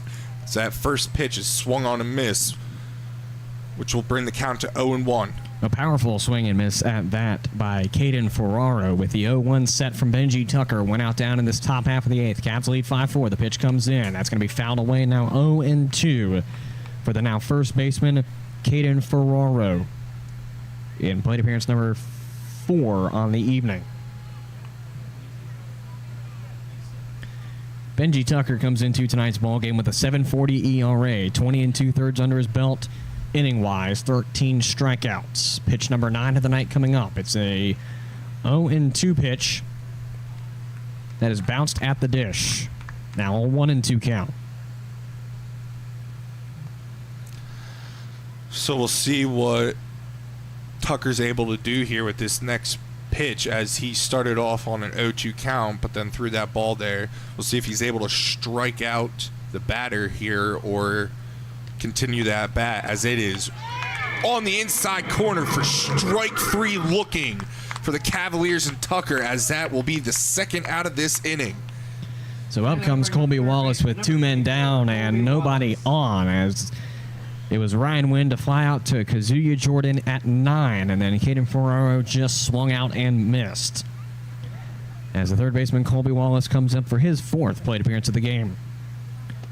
First pitch comes in, and that's going to be in there for a called strike 1. I want to say that was a changeup, or excuse me, not changeup, rather an off-speed. I believe that was either a slider or a curveball, depending on a curveball there, as the way that it came in and curved on the plate, as that next pitch is bounced in the dirt and outside for ball 1. That'll even the count at 1-1 for Caleb Wallace, who comes into this 4th plate appearance 1 for 3 with a 2-run home run in the first, and then has struck out in his last 2 plate appearances. 1-1 set from Tucker to Colby Wallace. The pitch comes in. It's a swing. So he swung, and it hit him, but because he swung, that is technically a strike. That's what I wanted to call, but I wasn't sure, so I was going to let you take over, because I knew if I worded it, it was going to be incorrectly worded. So we're going to keep it with a 1-2 count now. So we'll see what Tucker's able to do here, if he's able to retire the side in order, or Wallace is able to extend this at-bat or the inning for them. Tucker sets with a 1-2 coming to Colby Wallace. The pitch comes in. It's going to be lined out to foul territory, out of play. Keep it at the 1-2 coming to Wallace. Reminder that the Cavaliers will host the Stanton Braves on Sunday, the 21st. First pitch is set for 7 p.m. We'll hit the airwaves at 6:28 for the Saber Metrics pregame show as Tucker deals the 1-2. That's outside on a low fastball in the left-handed batter's box. Now an even count of 2-2. Coming from Tucker to Colby Wallace. 5-4 ball game in the favor of the Cavs as we go into the 8th inning. 2/3 of the way through the top of the 8th inning as Tucker sets on the mound. Here comes the 2-2. High fly ball to left center. It's going to be chasing over both Pato and Larry to the middle at the wall. And that is a catch. The ball. That is a catch from Blake and Pato. How about the catch in center? That was a great catch by Blake and Pato there. I'm not sure if that ball was over the fence and he brought it back or if it was just right there inside the field. But either way, that was an amazing catch, and he did fake everyone out there. Certainly faked the two broadcasters up here as we had no idea what had happened. We thought that ball went over, but body language from all infielders said no, that was out number 3, and that certainly looked like a robbery from Pato as we take a sideline here on the Culpeper Cavaliers Baseball Network. Another 1-2-3 defensive Cavalier inning as we go into the bottom half of the 8th. Cavaliers need to hold it if they want to win as we go to the bottom half of the 8th here on the Culpeper Cavaliers Baseball Network. This is Culpeper Cavaliers Baseball. Culpeper Battlefield Tours, LLC is a proud sponsor of the Culpeper Cavaliers. Culpeper Battlefield Tours launched in 2022 to provide tours of Culpeper's historic battlefields and sites. Tours of 2 or 3 hours can be customized of Brandy Station Battlefield, Buford's Knoll, Fleetwood Hill, St. James Church, Stevensburg, and the Winter Encampment, or contact Culpeper Battlefield Tours for a specialty tour. To contact them, learn about upcoming events and more, call 540-632-4500 or visit culpeperbattlefieldtours.com. Path Recreation and Fitness Center offers multi-sport courts, batting cages, a fitness area, activity rooms, and more to serve all your recreation and fitness needs. Stop by 19002 Crossroad Parkway for a tour and see how the center can serve you. For more information, call 540-825-0000 or visit pathrecreationandfitnesscenter.com. Path Recreation and Fitness Center. Find your fun. Find your fit. A member of the Culpeper Wellness Foundation. Introducing the new Sean Smokehouse Barbecue app. Ordering your favorite mouth-watering smoked meats and homemade sides has never been easier. Satisfy your cravings and earn rewards with every bite. With the help of our loyalty program, catering for your next event is a breeze. Download the new Sean Smokehouse Barbecue app and order today. Available on the App Store and Google Play. At Peak Roofing Contractors, we specialize in roof installation, new gutters, siding, windows, and doors. In fact, we will transform the exterior of your home into something beautiful. As a family-owned and operated business, our customers, our name, and our employees are our most important assets. We provide hassle-free estimates, no high-pressure sales, and quality results that will last for years. For an appointment, visit us on the web at peakroofingcontractors.com.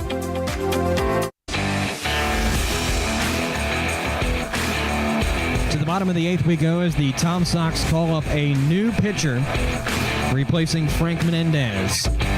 It is going to be, if I have the right side of the lineup, it's going to be Falls Church, Virginia native, a 6'5", 225-pound left-handed pitcher, a senior out of UVA, number 40, Dean Campshore.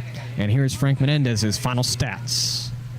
I will get that to you just in a second as this next pitch is swung on and missed by Ryan Peterson, which will now bring the count to 0-2.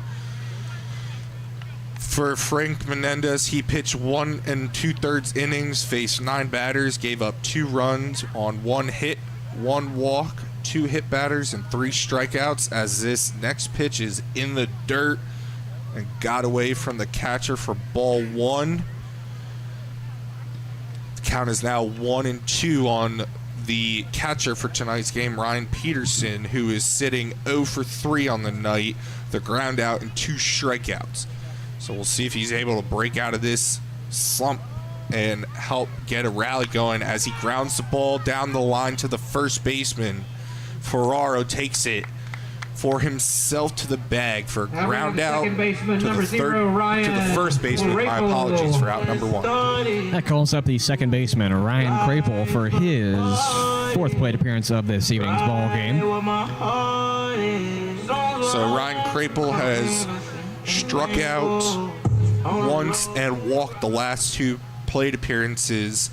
And I believe both times he's walked, that was loading the bases when Demery and Larry were on first and second, respectively, as this first pitch is called strike 1 on the night. 0-1 to start for Ryan Krapel from Dean Camshore. As the pitch is set 0-1, that's a wave and a miss. Got him swinging for strike 2. Now 0-2 coming from Camshore to Ryan Krapel. Camshore receives his sign from the catcher Strickland, sets on the mound with an 0-2 to Ryan Krapel, 1 out down. The pitch comes in. Swing and a miss. Got him for strike 3. Tag is made for assurance. But that is a forwards K for Ryan Krapel. And there's out number 2. Number 8, Blagan Pato. So I'll bring up Blagan Pato, the center fielder for the Cavaliers and the number 1 hitter, who is coming into his 5th plate appearance, 1 for 4 on the night, with a ground out, fly out, strikeout, and a home run that originally took the lead back in the 4th inning. Or I believe, he tied the game up at 2 in the 3rd inning. That's what it was, as this first pitch is swung on and missed by Pato. So Camshore will receive his sign from the catcher Strickland, set on the mound with an 0-1 count coming to Blake and Pato. Following the swing and the miss, the pitch comes in. That one looks low and will hold true for ball 1. Now an even count for Pato at 1-1. Cavs lead by a narrow margin of 5-4 over the Charlottesville Tom Sox. Mind you, both teams have a win streak coming into tonight's ball game. The Cavs at 3, the Tom Sox at 4. The 1-1 is well outside for ball 2. Now a 2-ball and 1 strike count coming to the center fielder tonight, Blagan Pato, who not only had that homer earlier in the game, but he's also had some great plays out in center field as well. That is right. He did make that major catch out there again, looking like it robbed that home run as that pitch is fouled off and almost gets Jordan there in the batter's box. So he stays alive. Wait, no, I believe he is now at a 2-2 count. Yep. That's one thing, just going to, if Jordan got hit by that foul ball, it's like his parents text him, "What do you do today, son?" "Oh, nothing, just played some baseball and got hit by a foul ball. You know, just the normal baseball things." As the 2-2 comes in, that's going to be popped up in the direction of center. It's going to be chasing over Nunnally to his left, and he will make the catch. And that retires the side for the 8th inning. We go to the 9th inning. The Cavaliers lead by 1 run of 5-4. As it's going to be Blagan Pato flying out to center for the final out of the 8th inning. It's Cavs 5, Tom Sox 4, as the Sox will lead off with Blake Brookins. The Cavaliers have done pretty well on defense in the last 3 frames, being 1, 2, 3. And we will take a sideline here on the Culpeper Cavaliers Baseball Network and return to you with the top half of the ninth. This is Culpeper Cavaliers Baseball.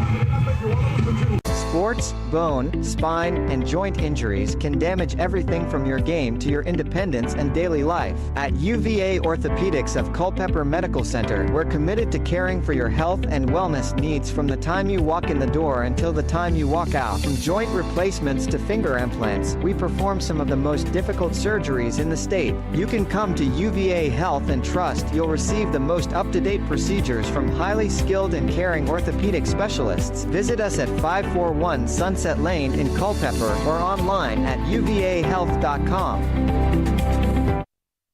The Rotary Club of Culpeper is part of a worldwide organization of business and professional leaders that provides humanitarian service, encourages high ethical standards in all vocations, and helps build goodwill and peace in the world. The main objective of Rotary is service, in the community, in the workplace, and throughout the world. The Rotary motto is service above self. For more information about your local Rotary Club of Culpeper, visit rotaryclubofculpeper.org.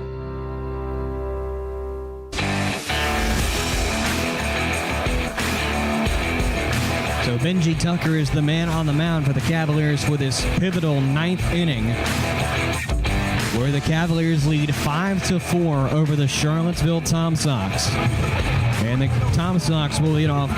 Contrary to what I said before the break, it's going to be Dean Mijos, number 28, who checked in for Blake Brookins after an injury earlier.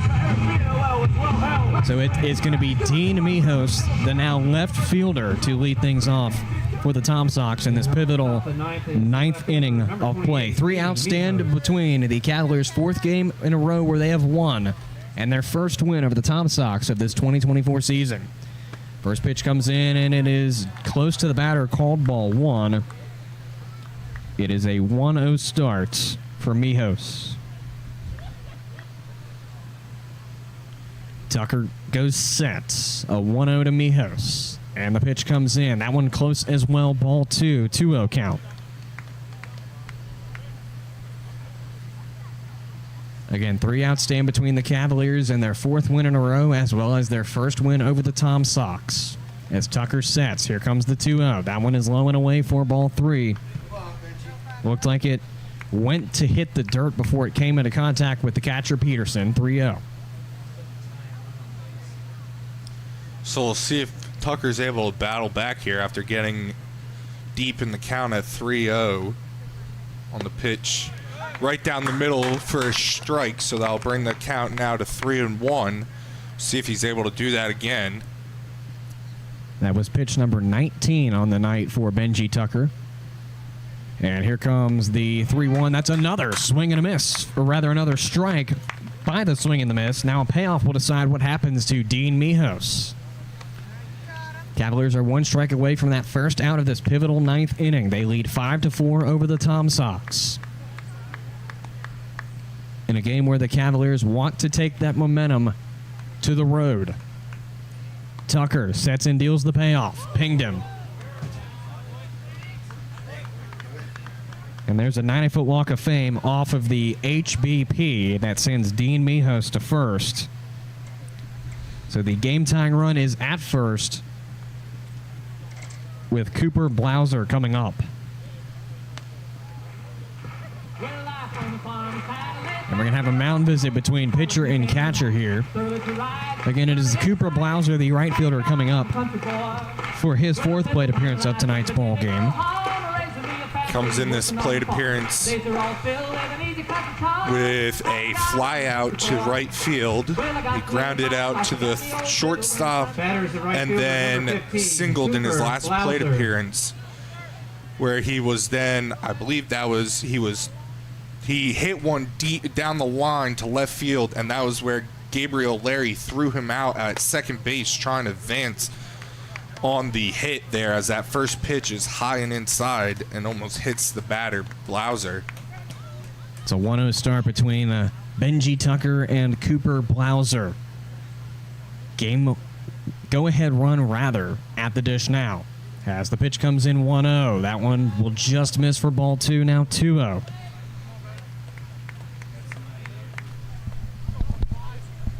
It does not appear that the Cavaliers have anyone warming up in the bullpen at this moment. So it seems like the Cavaliers are relying solely on Tucker to get these 3 outs without giving up a run, as that next pitch is high for ball 3. The count is now 3-0 for the 2nd batter in a row. He was able to get the count to a full count the last batter. We'll see if he's able to do it again here against Blauser. So pitch is low and in for ball 4. That will put runners on 1st and 2nd here for the Tom Sox in the top of the 9th. Bringing up the catcher, number 18, Cale Strickland. So the question is, with now the go-ahead run on first, are the Cavaliers going to warm somebody up in the bullpen, as there are no outs down in this pivotal top half of the ninth? The Cavaliers have a 1-run lead over the Tom Sox. I'm guessing they think it's a 10-run lead. We'll see what Strickland does here as the Cavaliers, and he does square around a bunt. We'll see what the outcome is, as that first pitch is high and inside. The Cavaliers were assuming, rightfully, that Strickland was going to come up here to bunt the ball to get the runners on 2nd and 3rd with 1 out, which will allow 2 runners in scoring position. We'll see if the Cavaliers are able to get this guy out, as the pitch is bunted foul back and off the fence for strike one. Now even counted 1-1 coming to the catcher, Cale Strickland. Cavaliers still yet to warm anybody up as they have faith in Tucker with 2 on and nobody down. In this top half of the ninth, the Cavaliers lead 5-4 as Tucker sets on the mound. Strickland squares to bunt. There's strike 2 on the looking strike. 1-2. So it looks like Strickland will be swinging the bat this time. As stated before, if he does bunt the ball foul, it will be considered a strikeout. We'll see if he takes the risk or swings the bat here on the next pitch by Tucker. Tucker looks back to second and deals the 1-2. That's a wave, and I believe they say foul.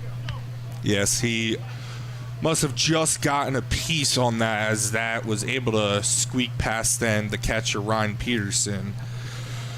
Personally, that foul ball worked in the Cavaliers' favor in my eyes, as that was a pass ball by Peterson as well. With the strikeout, that still allows the runners on first and second to advance. So Peterson has to be swift in his motions and make sure that if he delivers a ball to the bag, so that's going to be grounded to short. Shulman flips to second. The play is in time. Rather, it's dropped. So that was a close play at second base there. Yes, the ball did drop after the play, but the ump called it on the transfer there. The Tom Sox are arguing that the throw was not in time to get the runner out at second there from Shulman. This is, I believe, the second time that Shulman has gotten the play to be a bang-bang play at the bag because of a slow throw there. So we'll see just what happens with the play, as it appears that Randy Tomlin is going to come out and have a word with the umpire nearest the play, as that would be the first runner out. And we're going to have a pinch runner, number 23, come onto the field for the Tom Sox. So number 23 is going to be the pinch hitter, pinch runner. We do have a pinch hitter as well. Isaac Vanderwild is the pinch runner, and Robbie Levy, the pinch hitter. The out is called at second. So there's one out on the board for the Cavaliers. The Tom Sox have runners on first and third now. The Cavaliers are looking to be able to get the Tom Sox to ground into a double play and end the inning. We'll see if the runner advances here on a stolen base, as this first pitch is outside for ball one. One out down in this pivotal top of the ninth. The Cavaliers lead 5-4 with runners threatening the corners. A 1-0 count coming to Robbie Levy, who is filling in for Jack McMullen in the 8 spots. Tucker deals the 1-0. That one's going to be low for ball 2. Now a 2-0 count on the fastball.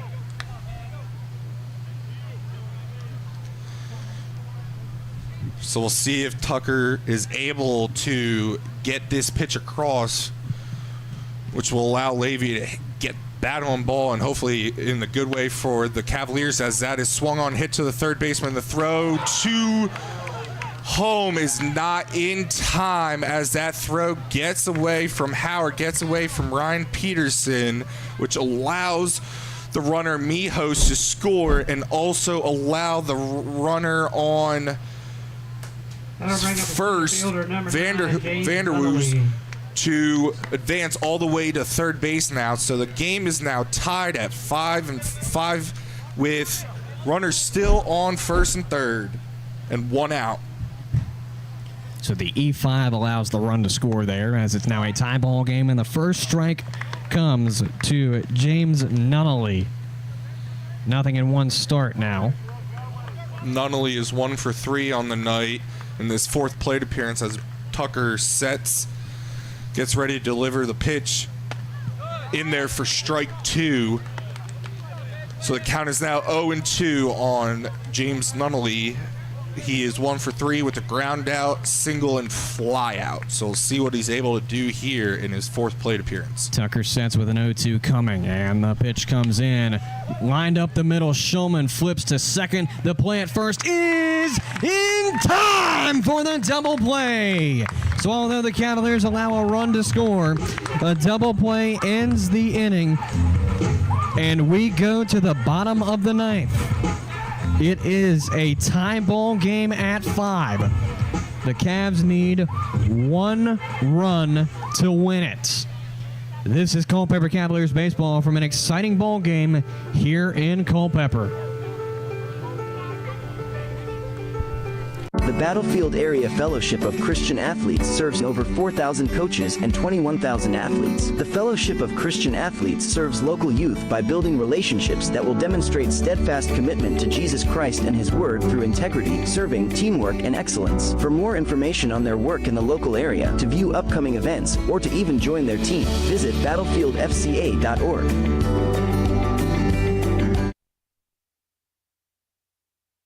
Recreation and Fitness Center offers multi-sport courts, batting cages, a fitness area, activity rooms, and more to serve all your recreation and fitness needs. Stop by 19002 Crossroad Parkway for a tour and see how the center can serve you. For more information, call 540-825-0000 or visit pathrecreationandfitnesscenter.com. Path Recreation and Fitness Center. Find your fun. Find your fit. A member of the Culpeper Wellness Foundation.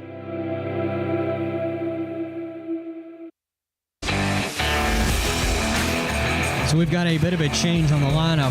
Pitcher is still in, being Dean Camshore, but the Tom Sox will go with a new catcher, being Robbie Levy, who pinch hit in the top half of the inning. He's going to come in to catch now. The Cavaliers will lead off with Cos Jordan, John Howard, and Brock Bollinger. In this pivotal bottom half of the ninth, the Cavaliers need 1 run to win this ball game, as it's Cos Jordan to lead things off in this bottom half of the ninth. 5-5 ball game here in Culpeper.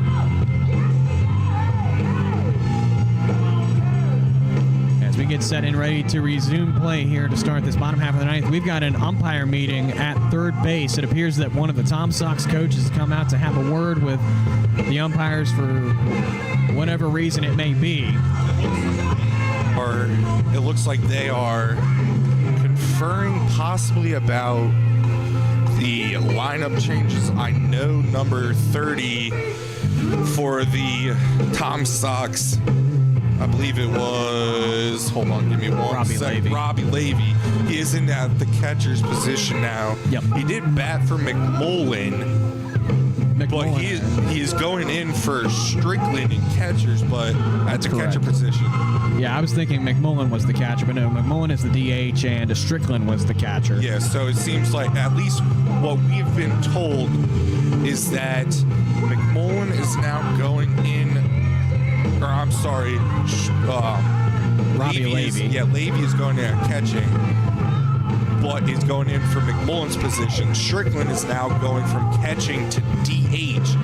If that is what is being discussed here, or what is being allowed, I don't know if they're able to do that, and if that's what the umpires are confirming here, but it definitely looks like they're looking at the lineup. That is indeed a good argument to make on why they are conferring, as this is taking quite some time here, as we are waiting, just trying to figure out what they're conferring about, if that isn't it. And in the meantime, we sit in a 5-5 ball game, all knotted up between the Tom Sox and the Cavaliers. While we have a moment, we'll go ahead and take a look around the Valley League at some of the other games going on here in Valley Baseball League play. As stated before, the Covington Lumberjacks and the Waynesboro Generals will not play tonight. That game has been postponed until Saturday, the 20th, with the first pitch time at 5 p.m. at Casey Field.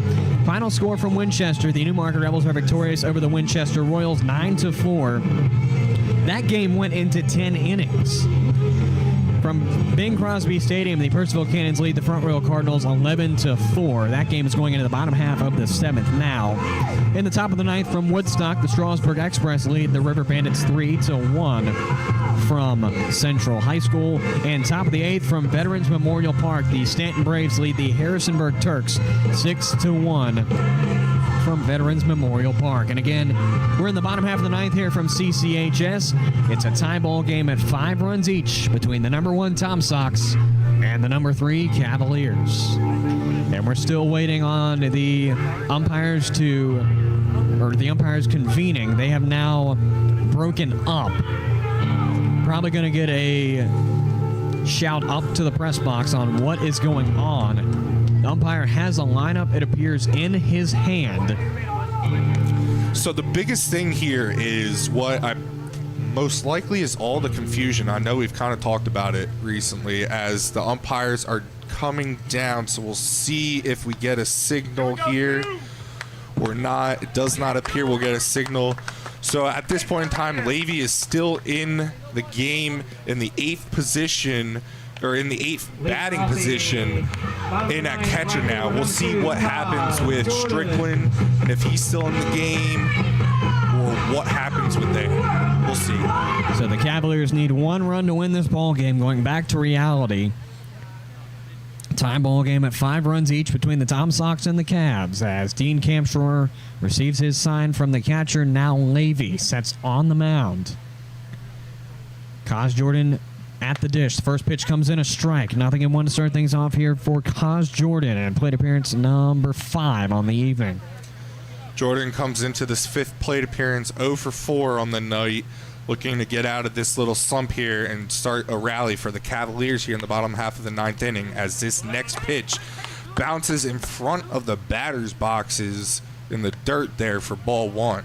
Even count of 1-1 coming from Dean Campshore to the leadoff batter for this 9th inning, Kaz Jordan. It's Jordan, Howard, and Brock Bollinger, the 3 due up for the Cavaliers here in this bottom half of the 9th. They need 1 run to cross.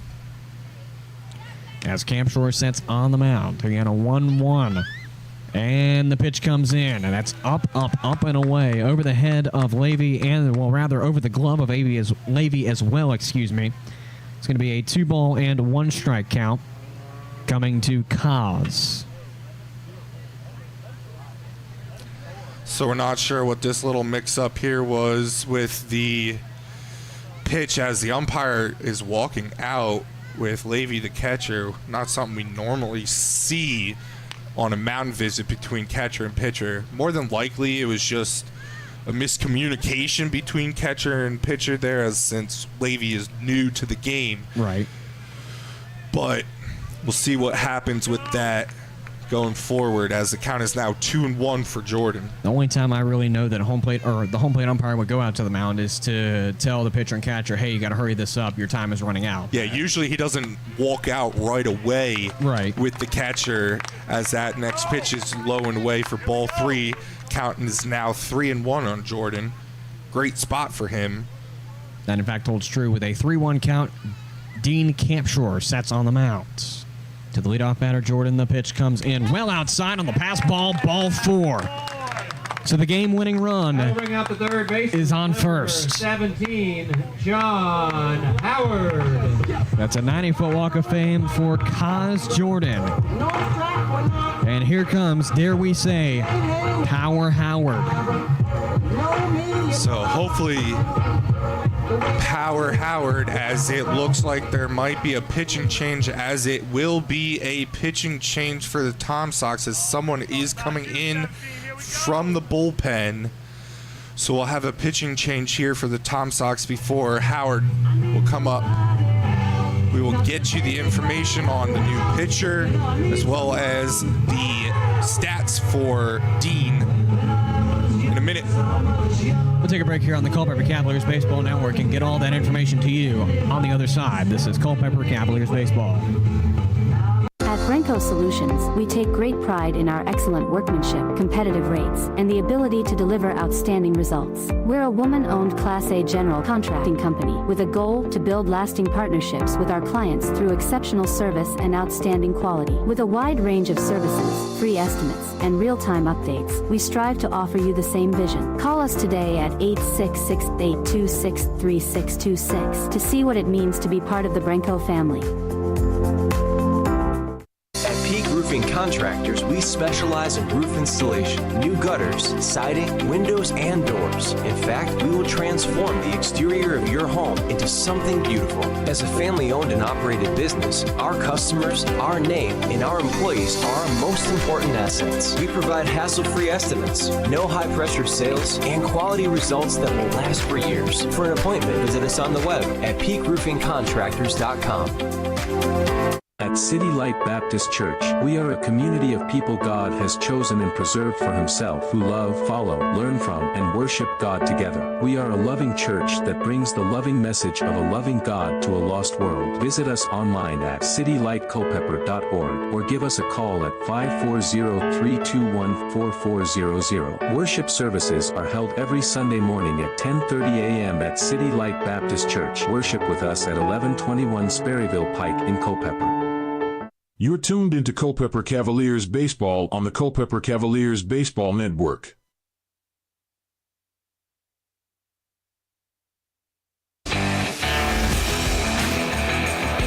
So with the pitching change from the Tom Sox, they'll call out Dean Campshore, and in his place will be Monroe, North Carolina native, 6'2", 190-pounder righty-handed pitcher, and sophomore out of Davidson College. And here's Dean Campshore's final stats.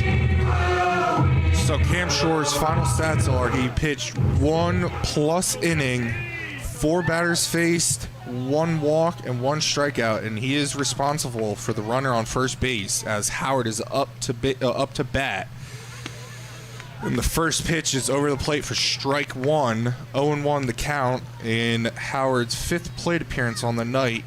Sits 0 for 4 with 2 strikeouts, ground out, and a fly out. So looking to break out of this little slump as well, as that is grounded into left field.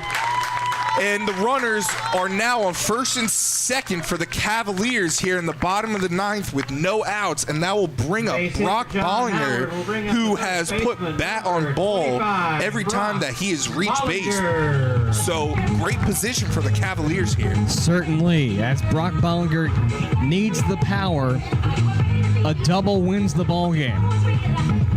Howard had not done anything against Whelan, and now he has something.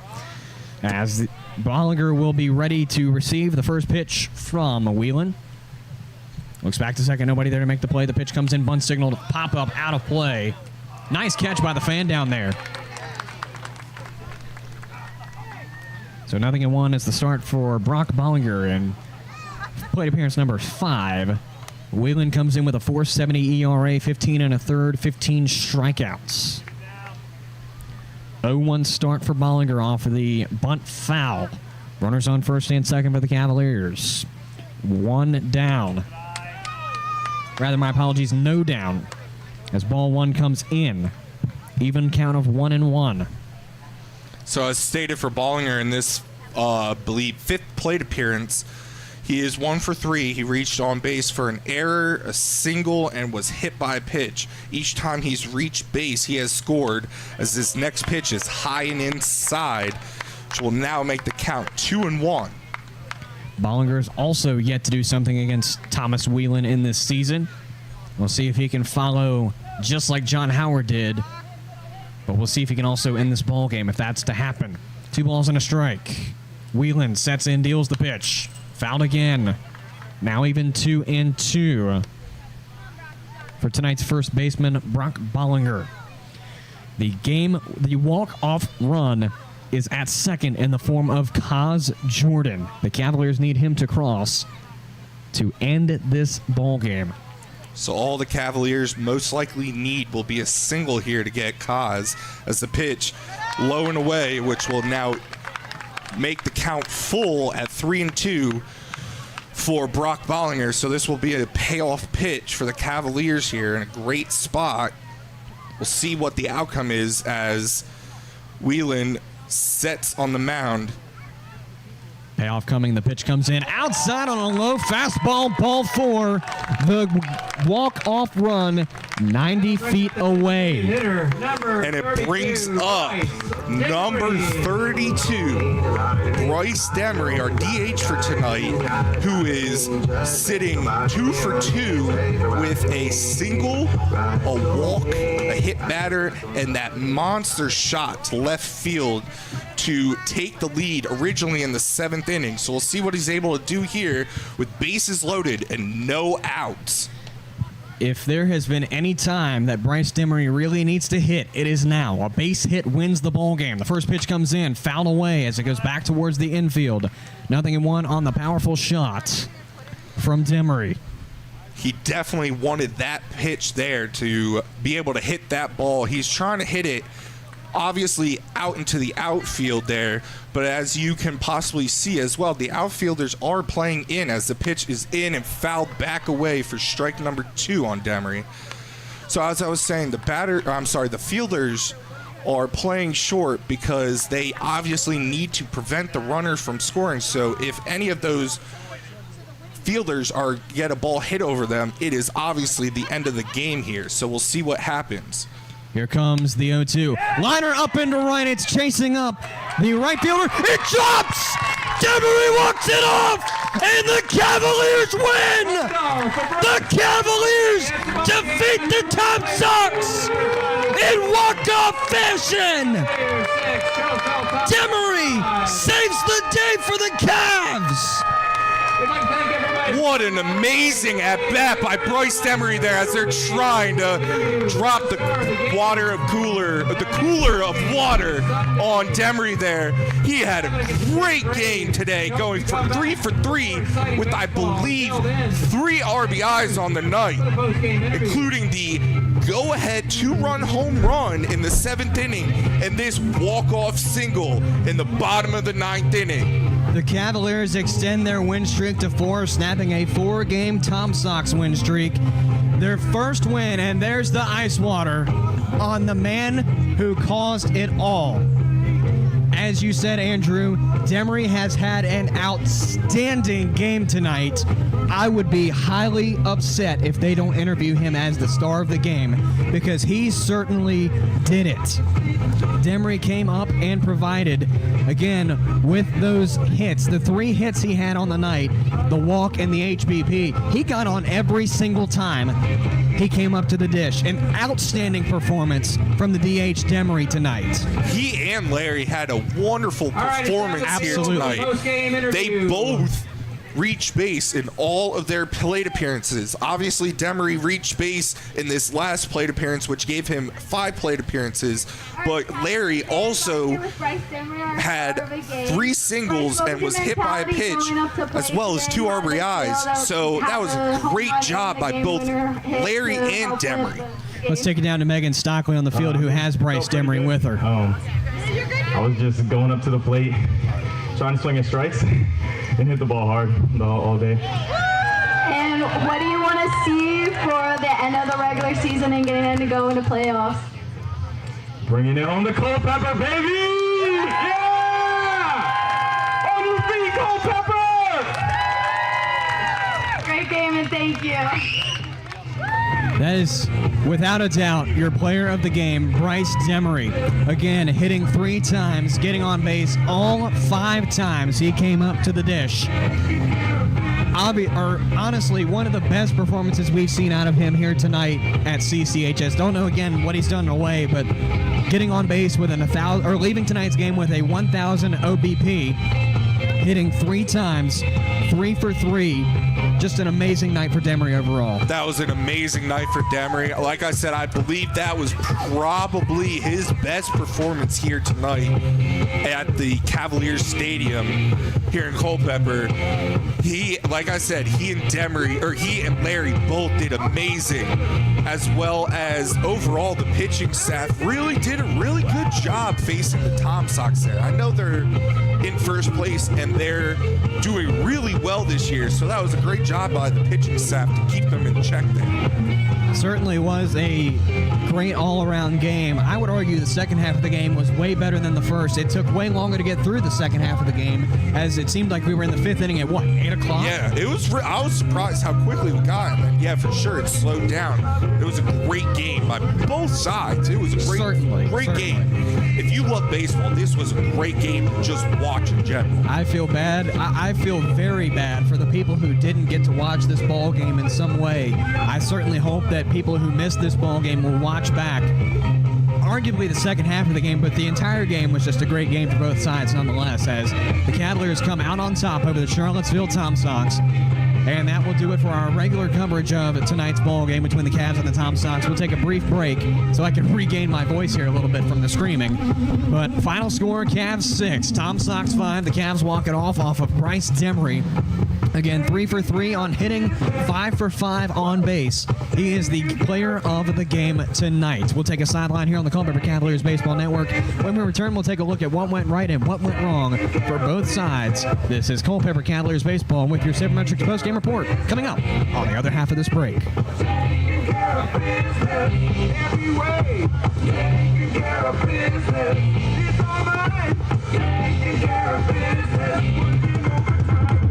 K&M Lawn, Garden and Arborist Supplies is your home for the perfect outdoor power equipment, mowers, compact tractors, and arborist supplies. We carry many of the major outdoor equipment brands, and we're the largest arborist supply store around. Why choose anyone else when we've been voted best lawn and garden store and the best of Culpeper for 10 years running? Whatever you need, call us at 540-825-8371 or stop in our newer, larger location at 16299 Allied Way in Culpeper. K&M Lawn, Garden and Arborist Supplies. From grass to trees, we aim to please. Culpeper Battlefield Tours, LLC is a proud sponsor of the Culpeper Cavaliers. Culpeper Battlefield Tours launched in 2022 to provide tours of Culpeper's historic battlefields and sites. Tours of 2 or 3 hours can be customized of Brandy Station Battlefield, Buford's Knoll, Fleetwood Hill, St. James Church, Stevensburg, and the Winter Encampment, or contact Culpeper Battlefield Tours for a specialty tour. To contact them, learn about upcoming events and more, call 540-632-4500 or visit culpeperbattlefieldtours.com. Since 2004, All Install, your local Generac backup generator dealer, has provided Central Virginia with backup generators and parts at a reasonable price. We offer free, in-home estimates, as well as service for all our customers' generator needs. Install or service your Generac generator with the help of All Install today. Visit allinstallva.com or call 540-923-4592. All Install, dependable in your time of need. At Peak Roofing Contractors, we specialize in roof installation, new gutters, siding, windows, and doors. In fact, we will transform the exterior of your home into something beautiful. As a family-owned and operated business, our customers, our name, and our employees are our most important assets. We provide hassle-free estimates, no high-pressure sales, and quality results that will last for years. For an appointment, visit us on the web at peakroofingcontractors.com. We may be in the barbecue business, but our joy and commitment is in serving people and the community. Sean's Barbecue is committed to impacting lives, from our ambassadors to the guests that visit our restaurants every day. We would like for all of our ambassadors to invest time and energy in making the businesses thrive by creating a positive atmosphere, engaging with one another, and connecting with our guests. Sean's Smokehouse Barbecue. Real wood, real food, real good. At City Light Baptist Church, we are a community of people God has chosen and preserved for Himself who love, follow, learn from, and worship God together. We are a loving church that brings the loving message of a loving God to a lost world. Visit us online at citylightculpeper.org or give us a call at 540-321-4400. Worship services are held every Sunday morning at 10:30 a.m. at City Light Baptist Church. Worship with us at 1121 Sperryville Pike in Culpeper. This is the Postgame Show, live on the Culpeper Cavaliers Baseball Network.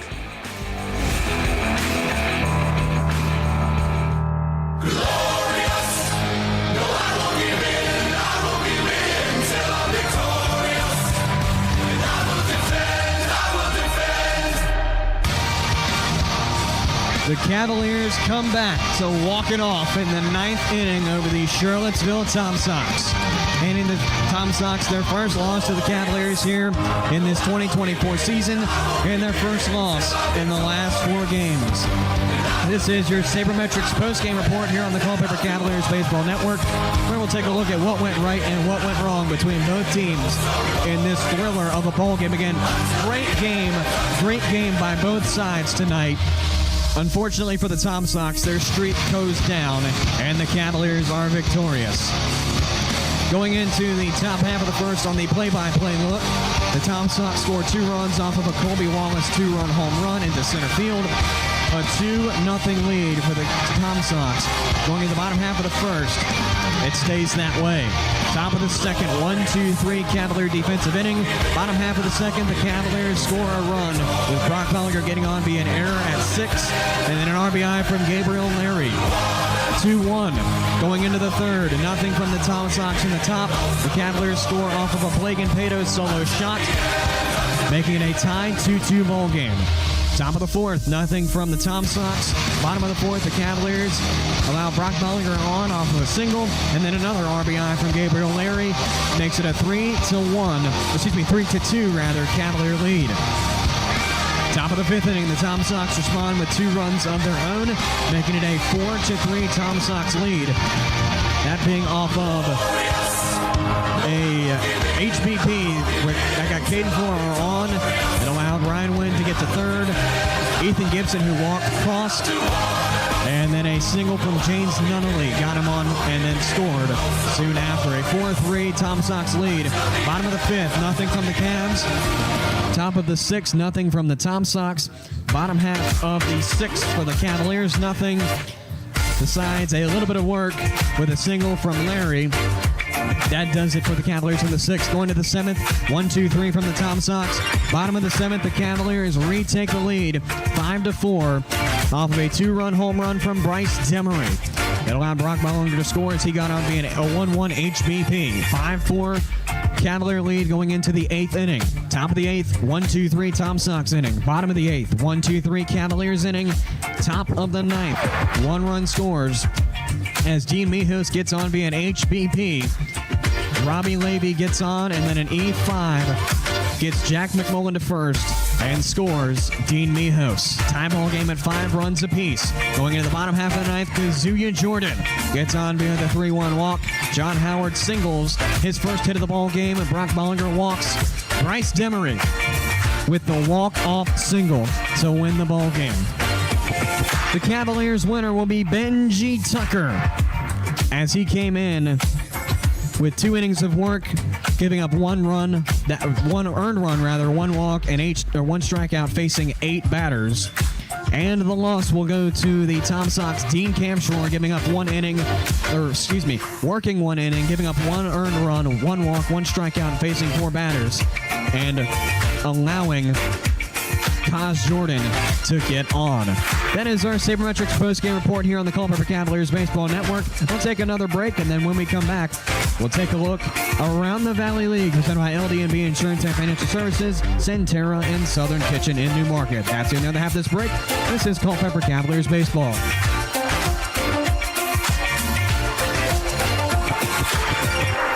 The same food you love at Sean's table can be served at yours. Whether it's 25 or 100 guests, Sean's caters all your favorites. From brisket, pulled pork, ribs and chicken, to baked beans, mac and cheese, cornbread, and lots more. With simple online ordering, you select your meats, sides, drinks, and paper products. And don't forget our homemade desserts. All of Sean's catering can be delivered right to your table, or you can pick it up. Sean's Smokehouse Barbecue Catering. Real wood, real food, real good. K&M Lawn, Garden and Arborist Supplies is your home for the perfect outdoor power equipment, mowers, compact tractors, and arborist supplies. We carry many of the major outdoor equipment brands, and we're the largest arborist supply store around. Why choose anyone else when we've been voted best lawn and garden store in the best of Culpeper for 10 years running? Whatever you need, call us at 540-825-8371 or stop in our newer, larger location at 16299 Allied Way in Culpeper. K&M Lawn, Garden and Arborist Supplies. From grass to trees, we aim to please.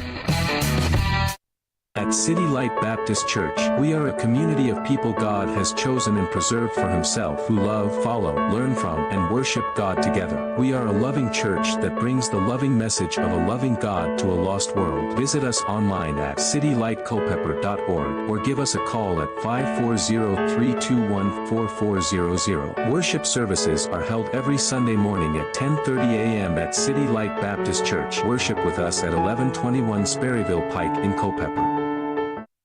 Sports, bone, spine, and joint injuries can damage everything from your game to your independence and daily life. At UVA Orthopedics of Culpeper Medical Center, we're committed to caring for your health and wellness needs from the time you walk in the door until the time you walk out. From joint replacements to finger implants, we perform some of the most difficult surgeries in the state. You can come to UVA Health and trust you'll receive the most up-to-date procedures from highly skilled and caring orthopedic specialists. Visit us at 541 Sunset Lane in Culpeper or online at uvahealth.com.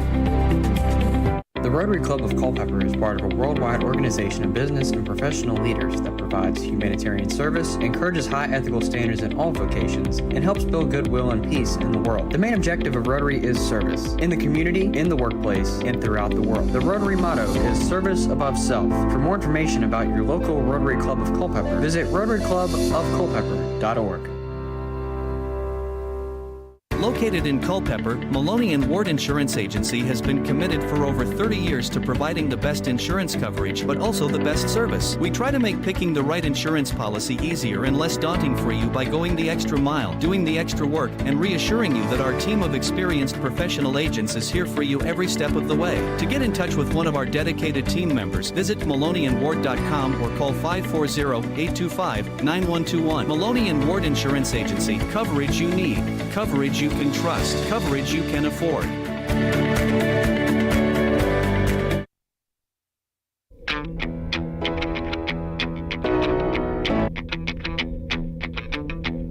Back now live on the Culpeper Cavaliers Baseball Network for our look around the league, presented by LD&B Insurance and Financial Services, Centera, and Southern Kitchen in Newmarket.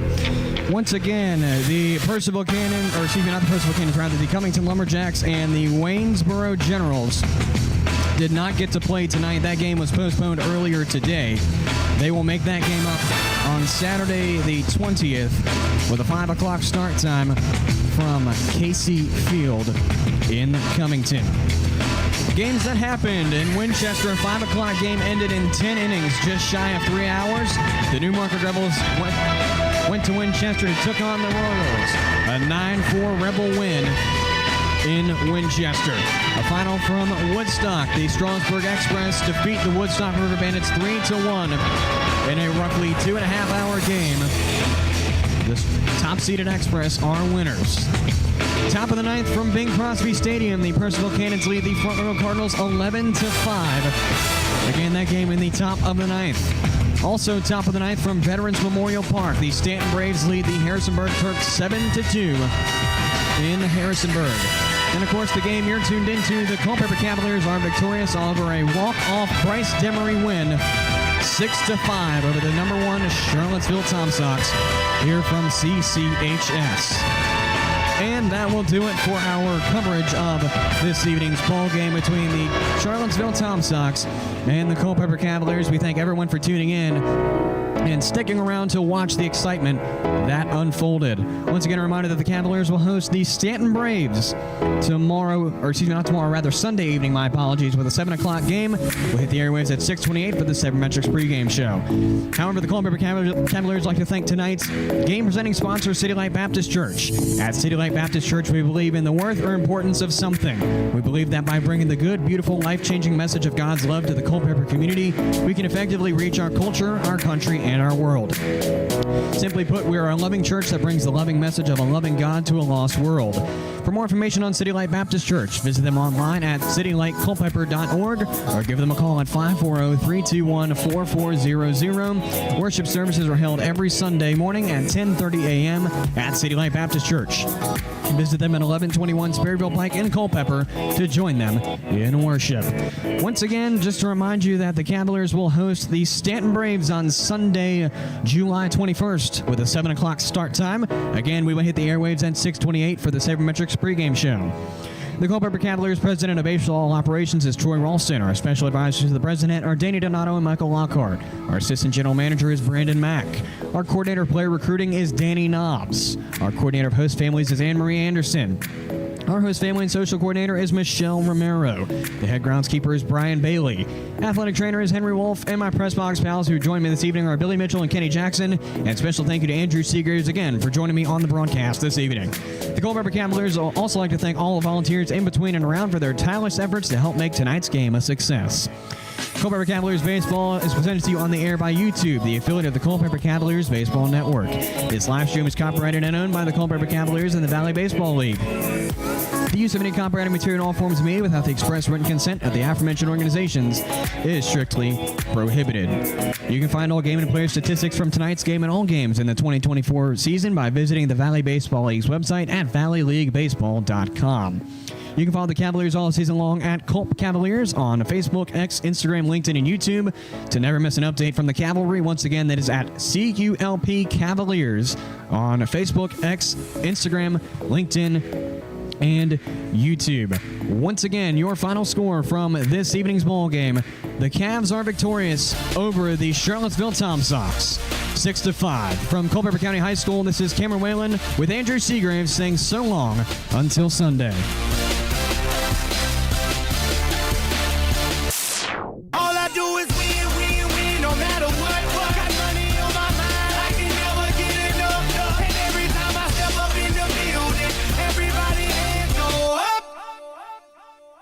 They stay there, and they say yeah, and they say there, up, down, up, down, 'cause all I do is win, and if you going in, put your hands in the air, make them stay there. You've been listening to Culpeper Cavaliers Baseball on the Culpeper Cavaliers Baseball Network. At City Light Baptist Church, we are a community of people God has chosen and preserved for himself who love, follow, learn from, and worship God together. We are a loving church that brings the loving message of a loving God to a lost world. Visit us online at citylightculpeper.org or give us a call at 540-321-4400. Worship services are held every Sunday morning at 10:30 a.m. at City Light Baptist Church. Worship with us at 1121 Sperryville Pike in Culpeper. We may be in the barbecue business, but our joy and commitment is in serving people and the community. Sean's Barbecue is committed to impacting lives.